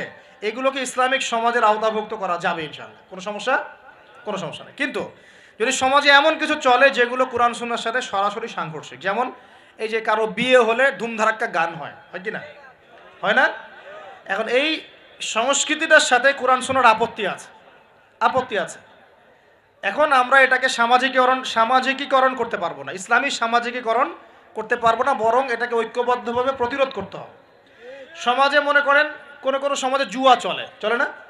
তো এই জুয়ার সাথে কি কোরআন সুন্নাহর অনুমতি দেওয়া আছে না সাংঘর্ষিকতা আছে, কন্ট্রাডিকশন আছে না? যেহেতু কোরআন সুন্নাহর সাথে কন্ট্রাডিক্টরি বিষয়, আমরা এই জুয়ার সংস্কৃতি এখানে চলতে দিতে পারি না, বরং আমরা এটাকে প্রতিহত করার চেষ্টা করব। একটা সমাজের মধ্যে মনে করেন বেহায়াপনা, ফ্রি মিক্সিং, জেনা, এগুলোকে উস্কে দেওয়া হচ্ছে। এই প্রতিটা বিষয়ের সাথে কোরআন সুন্নাহর আপত্তি আছে। তাহলে এই জিনিসগুলোকে কি আমরা ইসলামী সমাজ ব্যবস্থা আনতে পারবো?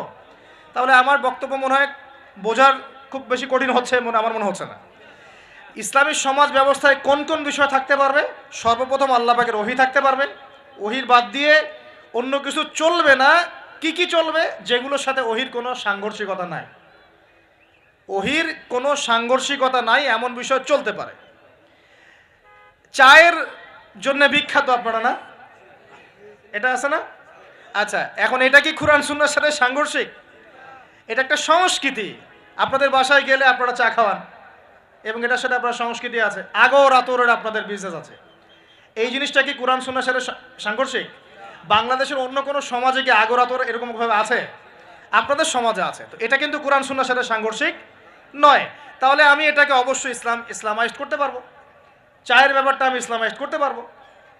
কিন্তু যদি একটা সমাজে দেখেন, ঢাকার মতো শহরে গিয়ে দেখলেন মেয়েরা ছেলের পোশাক পরে ঘুরে বেড়াচ্ছে, তো এখন এই জিনিসটাকে কি আপনি ইসলামের আওতায় আনতে পারবেন না।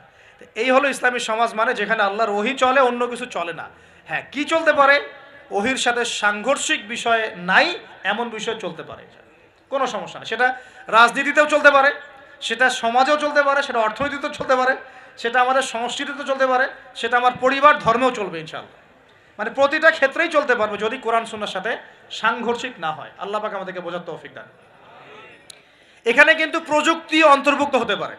প্রযুক্তি যেমন এক সময় নবী সাল্লাল্লাহু আলাইহি ওয়াসাল্লামের যুগে ছিল ঘোড়া এবং গাধা, তাই না? উট, ঘোড়া, গাধা, এগুলোর উপরে তারা যুদ্ধ করেছে। এখন দেখা যায় যে মিসাইল, রকেট লঞ্চার, হ্যাঁ, পারমাণবিক ওয়েপেন্স, সভ্যতা চেঞ্জ হয়েছে এবং টেকনোলজি চেঞ্জ হয়েছে। এখন কি এটা কি কোরআন সুন্নাহর সাথে সাংঘর্ষিক হলো?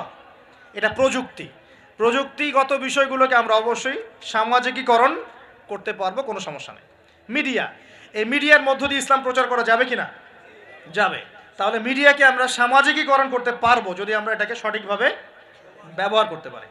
এই বিষয়গুলো আমরা মাথায় রাখবো। কিন্তু যখন মিডিয়ার মধ্য দিয়ে আপনি ভুল তথ্য প্রচার করবেন তখন পারবেন না। আবার যখন ওই পারমাণবিক ওয়েপেন্স আপনি মাজলুমের উপর ফেলে দিবেন তখন সেটা আপনি অ্যাপ্লাই করতে পারবেন না। তো বস্তুবাদী বিষয়গুলো আমরা নিব, কোনগুলো? যেগুলো আমরা ইসলামিকভাবে ইউজ করতে পারি, অনইসলামিক ইউজিং না হয়, অন্যের হক নষ্ট না হয়, বা আল্লাহর দ্বীনের কোনো ক্ষতি না হয় ইনশাআল্লাহ তাআলা, সেক্ষেত্রে আমরা এগুলোকে গ্রহণ করতে পারবো। ইসলামী সমাজ আমরা বুঝলাম, ইসলাম কি এক কথায় বুঝলাম, এবং ইসলাম কোন যুগে নাজিল হয়েছে এটাও বুঝলাম। ওই যুগের সাথে আমাদের বর্তমান সমাজ যে মিল আছে এটাও বুঝলাম। এখন ওই যুগটা চেঞ্জ করেছিলেন কারা? উত্তর, নবী সাল্লাল্লাহু আলাইহি ওয়াসাল্লাম নিজে, এবং তার সাথে ছিলেন সাহাবীরা, এবং সাহাবীদের মধ্যে বেশিরভাগ সাহাবী ছিলেন যুবক। সুবহানাল্লাহ। ওমর যুবক ছিলেন না বুড়া ছিলেন? হামজা যুবক ছিলেন না বৃদ্ধ ছিলেন? হুজাইফা যুবক না বৃদ্ধ ছিলেন? উসমান রাদিয়াল্লাহু আনহু তখন যুবক ছিলেন না বৃদ্ধ ছিলেন? জাফর ইবনে আবি তালেব, আলী ইবনে আবি তালেব, বেলাল ইবনে রাওয়াহ, আব্দুর রহমান বিন আউফ, জাইদ ইবনে হারেসা, আব্দুল্লাহ বিন মাসউদ, এই যে নাম নাম জানা না জানা অসংখ্য সাহাবী, বেশিরভাগ যুবক ছিলেন না বৃদ্ধ ছিলেন? তো নবী সাল্লাল্লাহু আলাইহি ওয়াসাল্লাম কাদেরকে নিয়ে সমাজটা পরিবর্তন করলেন? যুবকরা একটু মনোযোগ দেন, এই অংশটুকু আপনাদের জন্য স্পেশাল। এখান থেকে ফিনিশিং এর দিকে যাবো ইনশাআল্লাহ। তো নবী সাল্লাল্লাহু আলাইহি ওয়াসাল্লাম কাদেরকে নিয়ে ওই আবু জেহেলের সমাজ পরিবর্তন করলেন বলেন? এবং কি হাতে নিয়ে করলেন? আল্লাহর ওহী, মানে কোরআন এবং হাদিস। এটাকে শুধু মুখে মুখে আমল করে বলেছেন না, নিজে আমল করে দেখিয়েছেন? নিজে বিশ্বাস করেছেন, স্বীকৃতি দিয়েছেন, আমল করেও দেখিয়েছেন, মানুষকে দাওয়াতও দিয়েছেন। এখন একা একা করেছেন না সবাইকে নিয়ে করেছেন? তার মানে ইউনিটি লাগবে। কি লাগবে ভাই? একা একা পারা যাবে না। এই যে আমি একা একা লেকচার দিয়ে যাচ্ছি, আসলে আমি দিন কায়েম করতে পারবো না। এখানে আমি আপনাকে দিনের কিছু নসিহত করতে পারবো, কিছু দাওয়াত দিতে পারবো, কিন্তু আমি কিন্তু এখানে দিন কায়েম করতে পারবো না। একা একা দিন কায়েম করা যায়, একা একাও যায় না, এক শ্রেণীর মানুষকে নিয়েও যায় না। মুসলিমদের মধ্যে মনে করেন যে মুসলিমদের মধ্যে একটা এলাকার মুসলিম আছে, মনে করেন 1 লাখ, কথার কথা বলছি, 1 লাখের মধ্যে 1000 মানুষ সব কিছু বোঝে, বাকিরা এতটা বোঝে না। ওদেরকে বোঝাতে হবে। ওদের কি করতে হবে? বোঝাতে হবে। ওই আমরা যদি মনে করি আমি 1000 আমি সব করতে পারবো, ভুল করবেন। তখন তখন কি হবে? জাহেলিয়াতের সংখ্যা গরিষ্ঠতার স্রোতে আমি হারিয়ে যাব। কথা বুঝতে পারছেন? নবী সাল্লাল্লাহু আলাইহি সাল্লাম কিভাবে করেছেন? তার আগে আমি একটু প্রশ্ন করি, কত বছর লেগেছে তার সমাজ পরিবর্তন করতে? বলেন। 23 বছর। এই তো মাশাআল্লাহ। 23 বছর পরে ওই মক্কায়, ওই আবু জেহেলের যুগেই, আবু জেহেলের সেই যুগ কি আর বাকি থাকলো? 23 বছর পর কি শিরক ছিল ওই যুগের মধ্যে? আর মক্কায় কোনো সুদ ছিল? মক্কায় কোনো মাদক, কোনো জেনা, ব্যভিচার, মেয়েদের শ্লীলতাহানি, ধর্ষণ, জেনা, হ্যাঁ, গুম খুন, তারপরে আপনার এই যে গোচ্চু হানাহানি, মারামারি, কোনোটা কি আর বাকি ছিল? মানে 23 বছরের সমাজ টোটাল নিট অ্যান্ড ক্লিয়ার, সাফ। কত বছর? 23 বছর। কিভাবে করলেন? প্রথমত তিনি ওহির জ্ঞানের চর্চা করেছেন, নিজে আমল করেছেন, সাহাবীদেরকে শিখিয়েছেন, এবং সাহাবীরা সবাই মিলে দাওয়াতি কাজ করে একটা জনসমষ্টি তৈরি করেছেন কি না? প্রথমে কি নবী সাল্লাল্লাহু আলাইহি ওয়াসাল্লাম প্রকাশ্যে দাওয়াত দেওয়া শুরু করেছেন? না। প্রথম 3 বছর, কত বছর? তিনটা বছর নবী সাল্লাল্লাহু আলাইহি ওয়াসাল্লাম গোপনে মানুষকে দাওয়াত দিয়েছেন। কিভাবে ভাই? গোপনে, man to man, door to door. আমরা তো এখন খুব অধৈর্য জাতি। কি জাতি ভাই? অধৈর্য। 1 বছর ধরে যদি একটা কথা বলি, পরের বছর ওয়াজ করতে আসলে বলে হুজুর এই ওয়াজ তো গত বছর একবার শুনছি, দরকার অন্য নতুন ওয়াজ করেন। এমন করে না মানুষ? নবী সাল্লাল্লাহু আলাইহি ওয়াসাল্লাম 3 বছর গোপনেই দাওয়াত দিয়েছেন। তিনটা বছর। কাদেরকে দাওয়াত দিয়েছেন? উত্তর, প্রথমত তার নিজের মানুষদেরকে, নিজের স্ত্রী, নিজের যায়েদ ইবনে হারেসা পালক পুত্র ছিলেন, নিজের চাচাতো ভাই জাফর ইবনে আবি তালেব, আলী ইবনে আবি তালেব, নিজের খুব কাছের মানুষ আবু বকর সিদ্দিক রাদিয়াল্লাহু আনহুর হাত ধরে পরে উসমান বিন আফফান, আব্দুর রহমান বিন আউফ, তালহা বিন উবাইদুল্লাহ, জুবাইর বিন আওয়াম, আস্তে আস্তে ছড়িয়ে পড়ছে। তার মানে দাওয়াতি কাজ শুরু করতে হবে কোথা থেকে? আগে বলেন। আগে নিজে, তারপরে কে? নিজের কাছের মানুষ, নিজের পরিবার, নিজের বংশ, নিজের আত্মীয়। এই দাওয়াতি কাজ কি আমাদের করা শেষ? কারা কারা করা শেষ? হাত তোলেন দেখি। আগে শুরু করেন। আগে তো নিজেকে দিয়ে শুরু করতে হবে নাকি ভাই? নিজের পরিবারের সবাই নামাজি, নামাজের দাওয়াত দিচ্ছি কিনা? নামাজের দাওয়াতটুকু কি দিচ্ছি? নিজের পরিবারে কি পর্দা কায়েম করতে পারছি? নিজের পরিবারে কি তালিম চালু হচ্ছে? নিজের সন্তানরা কি কোরআন পড়ছে? নিজের পরিবারে কি সবাই রমজান মাসে রোজা রাখছে, হালাল খাচ্ছে? আগে নিজের পরিবার দিকে ফোকাস করেন, আল্লাহ পাক তৌফিক দান করেন। এরপর আল্লাহ ওহী নাজিল করলেন, ওয়ানদির আশিরাতাকাল আকরাবিন। এবার তুমি কাকে সতর্ক করবে? তোমার কাছের আত্মীয় স্বজন, গোত্রের লোককে। তখন তিনি ওই যে পাহাড়ের উপর উঠে ডাকলেন, ইয়া মা আশারাল কুরাইশ, ইয়া মা আশারাল কুরাইশ, তোমরা সবাই আসো।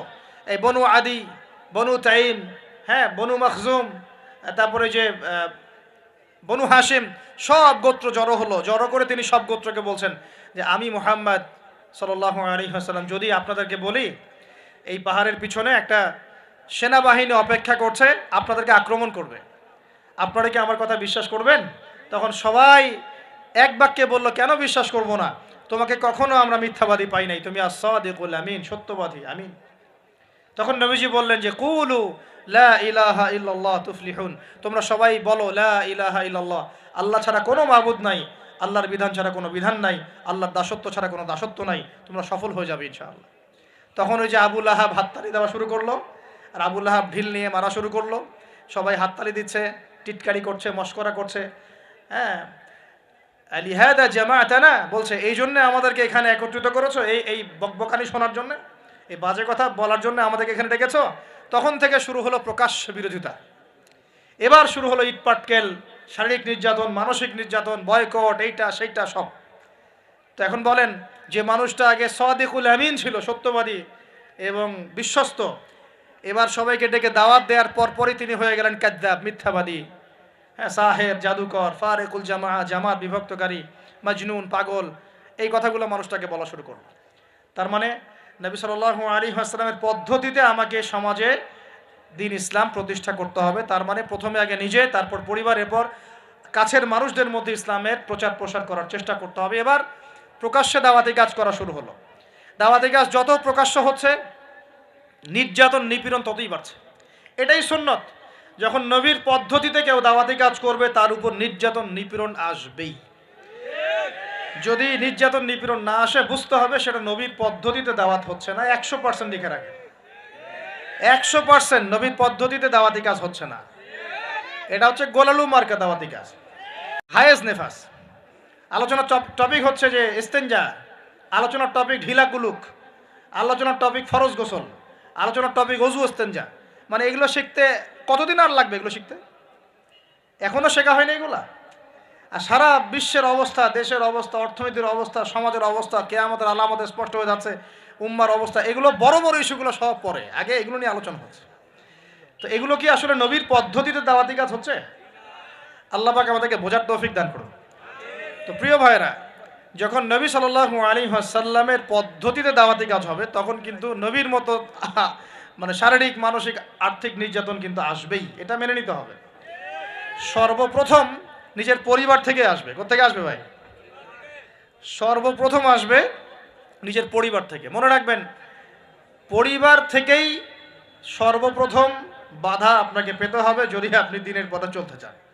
কারণ এখনকার সমাজের বেশিরভাগ পরিবার ইসলামিক পরিবার নয়। কোনো কোনো সময় পারিবারিক সাপোর্টের অভাবে দিনদার অনেক মানুষও দেখা যায় ট্র্যাক থেকে বিচ্যুত হয়ে যায়, এমন হয় না?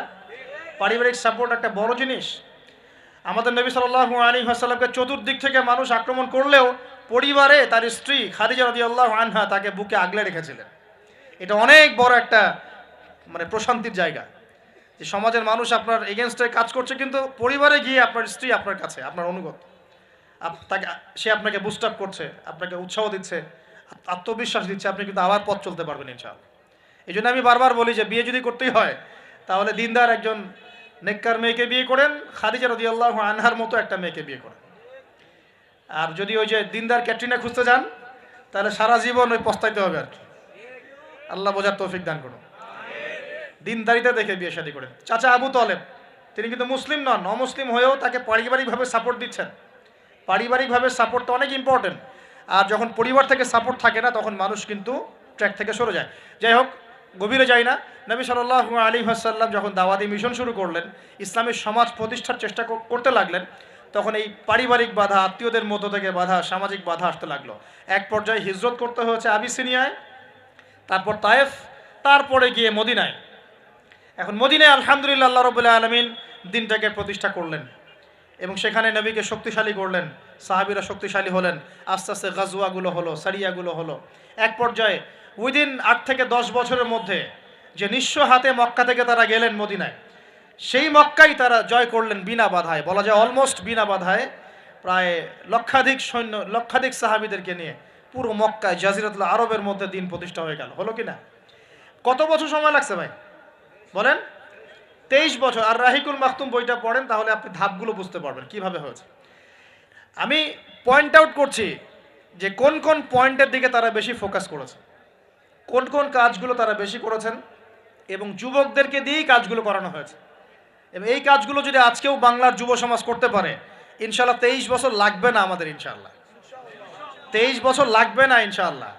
কারণ আল্লাহ পাক তো তার নবীর মাধ্যমে জানিয়েছেন যে আখিরুজ জামানে আস্তে আস্তে কি হতে যাচ্ছে সামনে।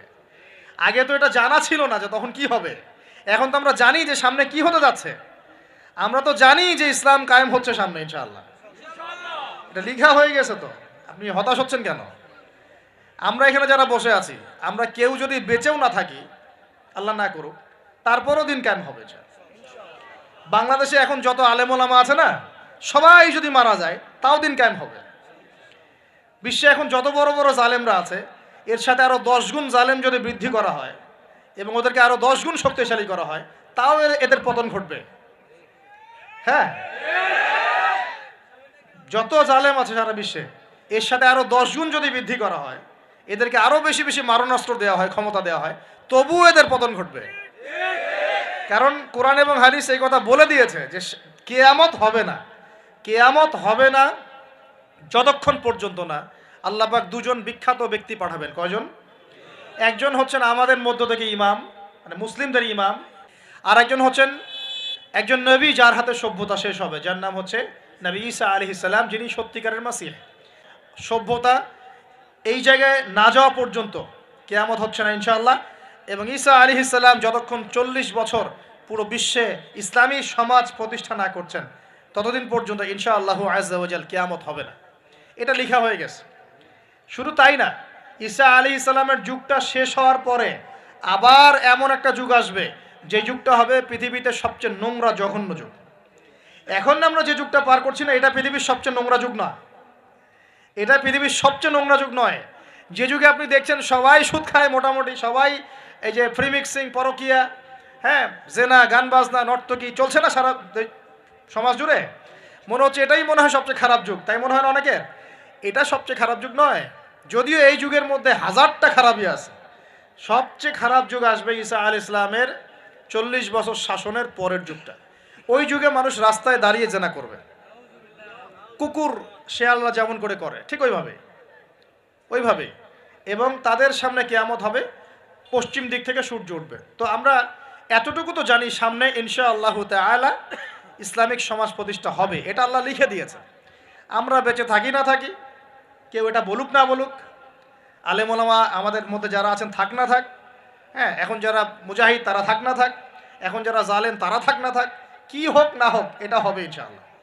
পৃথিবীতে ভূমিকম্প হোক আর জলোচ্ছ্বাস হোক আর পৃথিবী ধসে যাক আর আগুনের বৃষ্টি হোক আর পাথরের বর্ষণ হোক, যাই হোক না কেন, নবী ঈসা আলাইহিস সালামের হাতেই সভ্যতা শেষ হবে ইনশাআল্লাহ। অতএব ইসলামী সমাজ তো সামনে আসছে, বুঝতে পারলাম। এখন আমার মানে ফাইন্ড আউট করা পয়েন্টগুলো হচ্ছে এই কয়েকটা পয়েন্ট, আমি 10টা পয়েন্ট বলছি এখানে। এক, নবী সাল্লাল্লাহু আলাইহি ওয়াসাল্লাম সাহাবীগণ, স্পেশালি যুবক সাহাবীগণ, সাহাবীদের মধ্যে বেশিরভাগই যুবক ছিলেন, যুবকরা আপনারা ভালো করে বোঝার চেষ্টা করেন, তারা ইসলামী সমাজ প্রতিষ্ঠার জন্য প্রথমত নিজেরা আগে জ্ঞান চর্চা করেছে। কি করেছেন ভাই? নিজেরা আগে কোরআন হাদিসের জ্ঞান চর্চা করেছেন। যত বড় বড় লেকচার দেন, নারায়ে তাকবীর, আল্লাহু আকবার স্লোগান তোলেন, আইওয়াজ শোডাউন যাই করেন, জ্ঞান চর্চা না করা পর্যন্ত দিন প্রতিষ্ঠা হবে না। জ্ঞান চর্চা করতে হবে। রাজি আছি ইনশাআল্লাহ ভাই? আমরা রাজি আছি তো ইনশাআল্লাহ, যে আমরা আল্লাহ পাকের কোরআন এবং নবীর সুন্নতের জ্ঞান অর্জন করবো ইনশাআল্লাহ। এবং জ্ঞান অর্জন একটা ধারাবাহিক প্রক্রিয়া, একদিন 2 দিন করে থেমে যাব না, আমরা প্রতিদিন একটু একটু একটু একটু করে আগাবো ইনশাআল্লাহ। একটা রুটিন ফিক্স করে নেবেন, ডেইলি 1 ঘন্টা করে আপনি পড়াশোনা করার চেষ্টা করেন।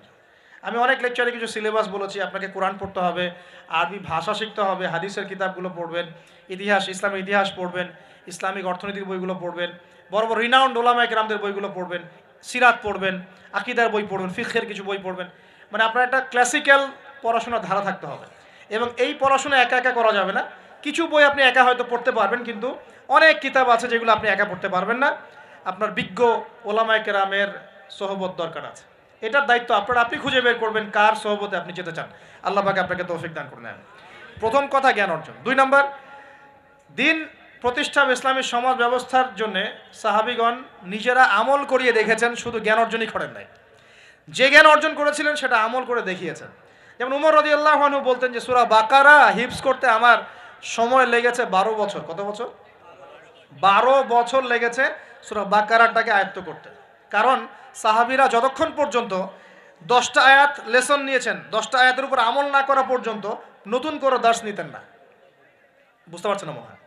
মনে করেন আপনি সূরা মাউন শিখেছেন, মাউন আর আইতাল্লাযী ইউকাযযিবু বিদ্দিন, এই সূরা আপনি শিখেছেন। সাহাবীদের সুন্নত ছিল কি, এই সূরাটার উপর তারা আমল না করা পর্যন্ত নতুন লেসন নিতেন না। এভাবে তারা আমল করতেন। আমরা কি এমন করে আমল করি? আমরা যত পারি আগে তথ্য ইনস্টল করতে থাকি।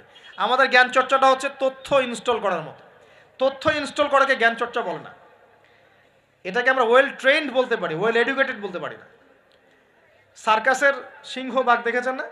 লাঠি চাবুকের ভয়ে অনেক কাজ করে না? অনেক কুকুর দেখা যায় না যে ট্রেনিং প্রাপ্ত, যার কমান্ড করে সে ফলো করে না? এটা ওয়েল ট্রেন্ড বলা যায় এটাকে। এই কিন্তু ওয়েল এডুকেটেড না।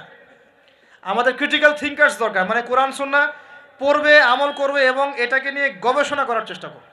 মানে আমাদের কোরআন সুন্নাহকে নিয়ে গবেষণার একটা প্রজন্ম দরকার, গবেষক প্রজন্ম, ক্রিটিক্যাল থিঙ্কার্স। আল্লাহ পাক আমাদেরকে এই তৌফিক লাভে ধন্য করুন বলে আমি।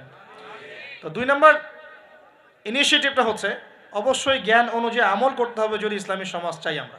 আল্লাহ পাক আমাদের সবাইকে তৌফিক দান করুন। সবার আগে আমাকে তৌফিক দান করুন বলি আমি। জ্ঞান অনুযায়ী আমল করার জন্য একটা সুন্নত ফলো করলেই হবে, একজন ব্যক্তিকে জাস্ট ফলো করতে হবে। জীবনের প্রতিটা কাজ নবী সাল্লাল্লাহু আলাইহি ওয়াসাল্লামের সুন্নাহ মাফিক করলেই আপনি জানা অনুযায়ী আমল করে ফেলবেন ইনশাআল্লাহ। পারা যাবে তো ইনশাআল্লাহ? আজকে ঘুমানো থেকে শুরু করে দেন, জীবনের প্রতিটা কাজকে ঢেলে সাজান। কাপড় পরা, ঘুমানো, ঘুম থেকে ওঠা, হ্যাঁ, এমনকি বিছানা ঝাড়া, ইস্তেঞ্জা করা, আপনার ব্যবসা বাণিজ্য, শিক্ষা, এভরি সিঙ্গেল সেক্টর ঢেলে সাজানোর চেষ্টা করেন যে নবীর মতো হচ্ছে কিনা। যদি হয় আলহামদুলিল্লাহ, যদি না হয় তাহলে এখানে আপনার কিছু কাজ করার বাকি আছে। আল্লাহ পাক আমাদের সবাইকে নবী সাল্লাল্লাহু আলাইহি ওয়াসাল্লামের সুন্নাহ মাফিক জীবন গড়ার তৌফিক দান করুন। 3 নম্বর পয়েন্টটা হচ্ছে নবী সাল্লাল্লাহু আলাইহি ওয়াসাল্লাম সাহাবীগণ আদর্শ পরিবার গড়েছিলেন। কি করেছেন ভাই? কারণ পরিবার হচ্ছে একটা সমাজের গঠন একক। আপনি সমাজ নিয়ে কথা বলছেন, তাহলে আগে পরিবার ঠিক করতে হবে বা ঠিক করার চেষ্টা করতে হবে। আমি এটা জানি যে একটা পরিবারের সব সদস্য হয়তো নামাজি নাও হতে পারে। নূহ আলাইহিস সালামের স্ত্রী যখন ঈমান নিয়ে আসে নাই, লূত আলাইহিস সালামের স্ত্রী যখন ঈমান নিয়ে আসে নাই, আদম আলাইহিস সালামের সন্তান কাবিল যখন জাহান্নামে যাচ্ছে, আবার ফেরাউনের ঘর থেকে যেমন আসিয়া জান্নাতে যাচ্ছে, তার মানে পরিবারের সবাই যে একরকম হবে নট নেসেসারি। কিন্তু মানে পরিবারের কর্তা, আপনি পরিবারের guardian, as a guardian of family, আপনাকে আপনার রেসপন্সিবিলিটি তো পালন করতে হবে নাকি? পরিবারের আপনার দায়িত্ব নাই? পর্দা প্রতিষ্ঠা করার দায়িত্ব কার? আপনার স্ত্রী পর্দা করে না, এই দায়িত্ব কার? এই জিম্মাদারি কার? আপনার সন্তান যে নামাজ পড়ে না, এই রেসপন্সিবিলিটি কার? পরিবারে যে হারাম ঢুকতেছে রিজিকে, এই দায়িত্ব কার? তো আল্লাহ পাক, আমি মনে হয় বুঝাতে পেরেছি। অতএব পারিবারিকভাবে আল্লাহ পাক আমাদের সবাইকে যেন ইসলামটা ধরে রাখার তৌফিক দান করেন বলে আমিন। 4 নম্বর হচ্ছে নবী সাল্লাল্লাহু আলাইহি ওয়াসাল্লাম সাহাবীগণ দ্বীনের দাওয়াতি কাজ সবাই আমভাবে করেছে। এমন নয় যে নির্দিষ্ট কিছু সাহাবী দাওয়াতি কাজ করতেন, বাকিরা দাওয়াতি কাজ করতেন না, বিষয়টা কিন্তু এমন ছিল না। সবাই মিলেই দ্বীনের দাওয়াতি কাজ করতেন, যে কাজটা আমরা এখন করি না। কতজন ভাই আছেন যারা ডেইলি কমপক্ষে আধা ঘন্টা করে হলো দাওয়াতি কাজ করেন? হাত তুলেন দেখি। আচ্ছা, নামান।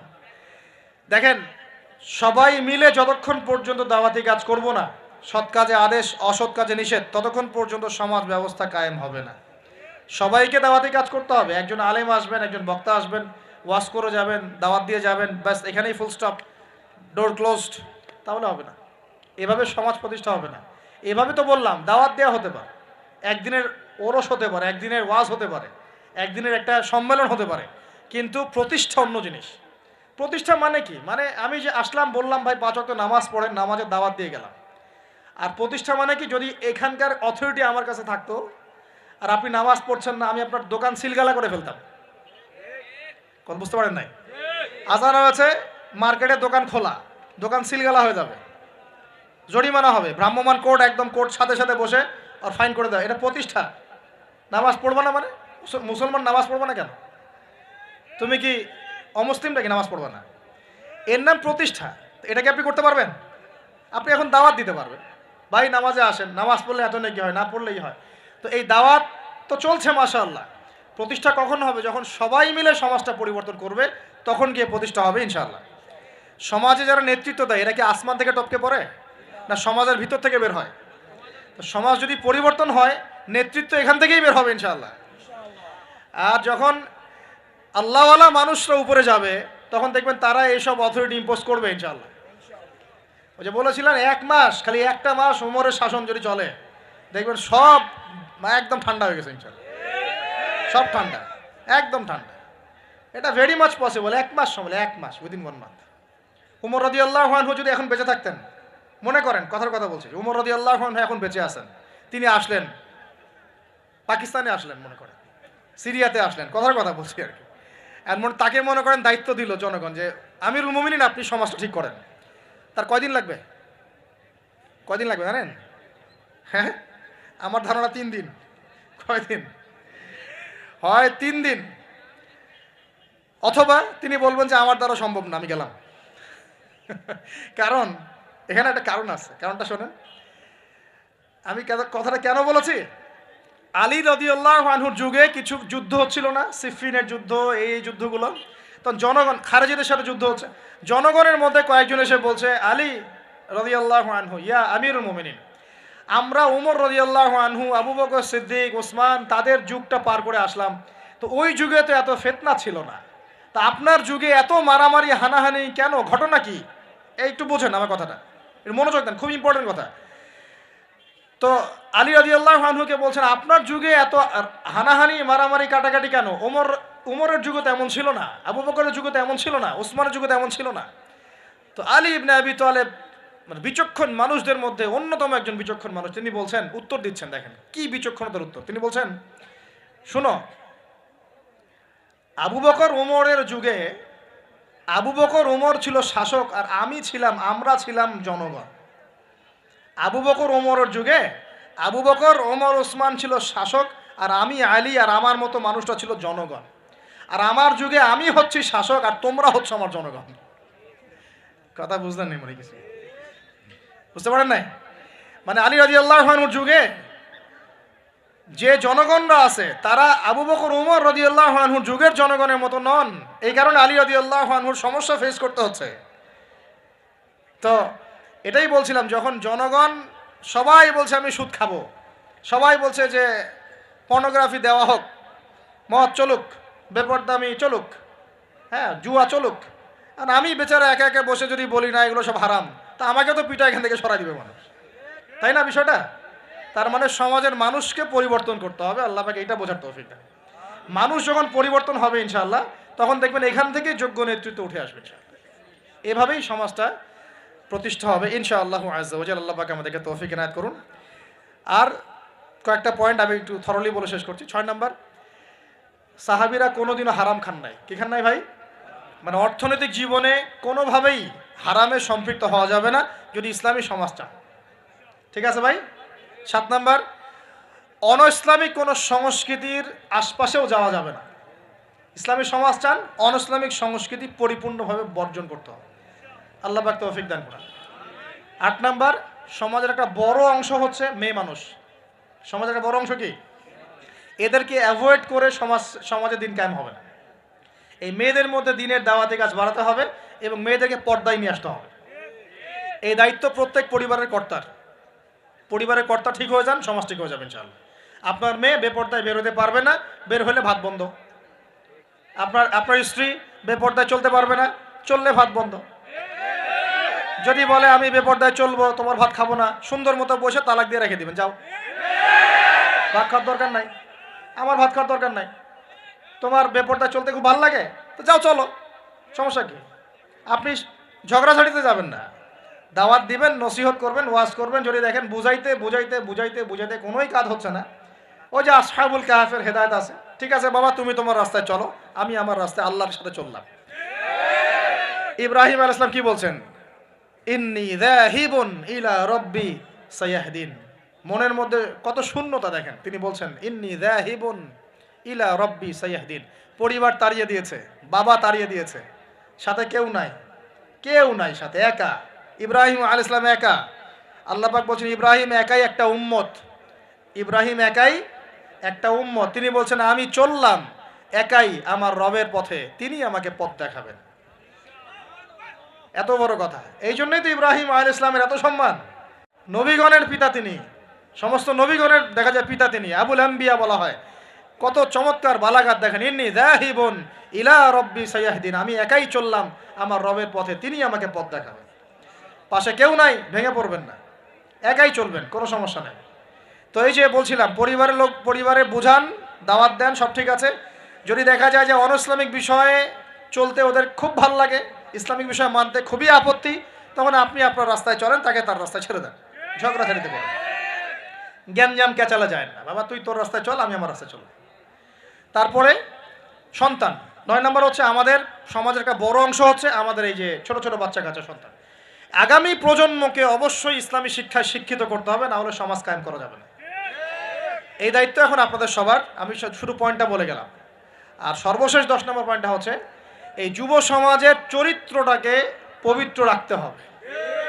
এটা এত গুরুত্ব দিয়ে কেন বললাম, কারণ যুবকরা হচ্ছে সমাজ পরিবর্তনের হাতিয়ার, এবং যুবকদের চরিত্র যদি একবার নষ্ট হয়ে যায়, পর্নোগ্রাফিতে আসক্ত হয়ে যায়, বা মাদকে আসক্ত হয়ে যায়, বা মেয়ের পিছনে যদি সময় নষ্ট করা শুরু করে, হ্যাঁ, এই যে গুন্ডাগার্দি করে, এই যে পাবজি টাবজি ফ্রি ফায়ার হাবিজাবি এগুলোর মধ্যে ঢুকে পড়ে, ওর লক্ষ্য থেকে বিচ্যুত হয়ে যাবে।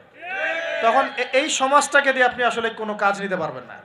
এই কারণে এদেরকে একটা আধ্যাত্মিক প্রশিক্ষণের মধ্যে নিয়ে আসতে হবে। নামাজ, তেলাওয়াত, জিকির, হ্যাঁ, আলেম ওলামার সহবত, ধারাবাহিকতা রক্ষা করা, প্রয়োজনে ভালো কিছু সামাজিক কাজের মধ্যে তাদেরকে নিয়োজিত রেখে তাদের এই যৌবনটাকে আল্লাহর পথে কাটিয়ে দেওয়ার প্রয়াস নেয়ার চেষ্টা করতে হবে। আল্লাহ পাক আমাদের সবাইকে এই তৌফিক দান করুন, আমিন।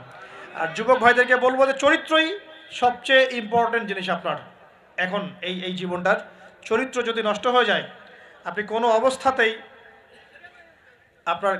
অবস্থাতেই আল্লাহর কাছে পার পাবেন না। প্রিয় ভাইয়েরা, চরিত্র হেফাজত করেন। আর কয়েকটা বিষয় আপনাদের, মাদক আল্লাহর রাস্তায় খায়েন না, মাদকের ধার কাছে যাবেন না। সিগারেটটাকে অনেকে মাদক মনে করেন না, আমি বলছি এটাও একটা মাদক।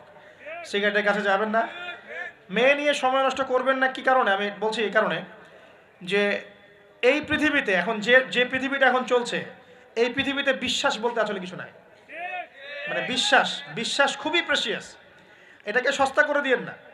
মানে যখনই আপনি কাউকে অন্ধভাবে বিশ্বাস করা শুরু করবেন, তখন আপনি কষ্ট পাবেন। তো হালালভাবে চরিত্র হেফাজত করে রাখেন, আল্লাহ পাক আপনাকে ইনশাআল্লাহ নেককার স্ত্রী দিবেন ইনশাআল্লাহ। এই পথগুলো সব শয়তানের পথ, আপনাকে শয়তানের দিকে নিয়ে যাওয়ার চেষ্টা করা হচ্ছে, যাতে আপনি আপনার জীবনের গন্তব্যটা ভুলে যান। আপনাকে আল্লাহ দুনিয়া পাঠিয়েছেন তার ইবাদত করার জন্য, আল্লাহর জমিন আল্লাহর দিন প্রতিষ্ঠা করার জন্য। আল্লাহ পাক আমাদের সবাইকে আল্লাহ পাকের জমিনে আল্লাহর দিন প্রতিষ্ঠার যে গ্রহণযোগ্য কর্মপন্থা, এগুলো বাস্তবায়ন করার তৌফিক দান করুন, বলি আমিন। আমরা দোয়া করি আল্লাহ পাক আমরা সবাইকে জ্ঞান অর্জন করার তৌফিক দান করুন, নবীর সুন্নত অনুসরণ করার তৌফিক দান করুন, এবং সিচুয়েশন বোঝার তৌফিক দান করুন, পরিস্থিতি সম্পর্কে সচেতন থাকার তৌফিক দান করুন, হালাল খাওয়ার তৌফিক দেন, মা বোনদেরকে পর্দা রাখার তৌফিক দেন, ইলম অনুযায়ী আমল করার তৌফিক দেন। আল্লাহ পাক আমাদের যুবক ভাইদেরকে হেদায়েত দান করেন, আমাদের পরবর্তী প্রজন্মকে আল্লাহ দিনের জন্য কবুল করেন, আমিন।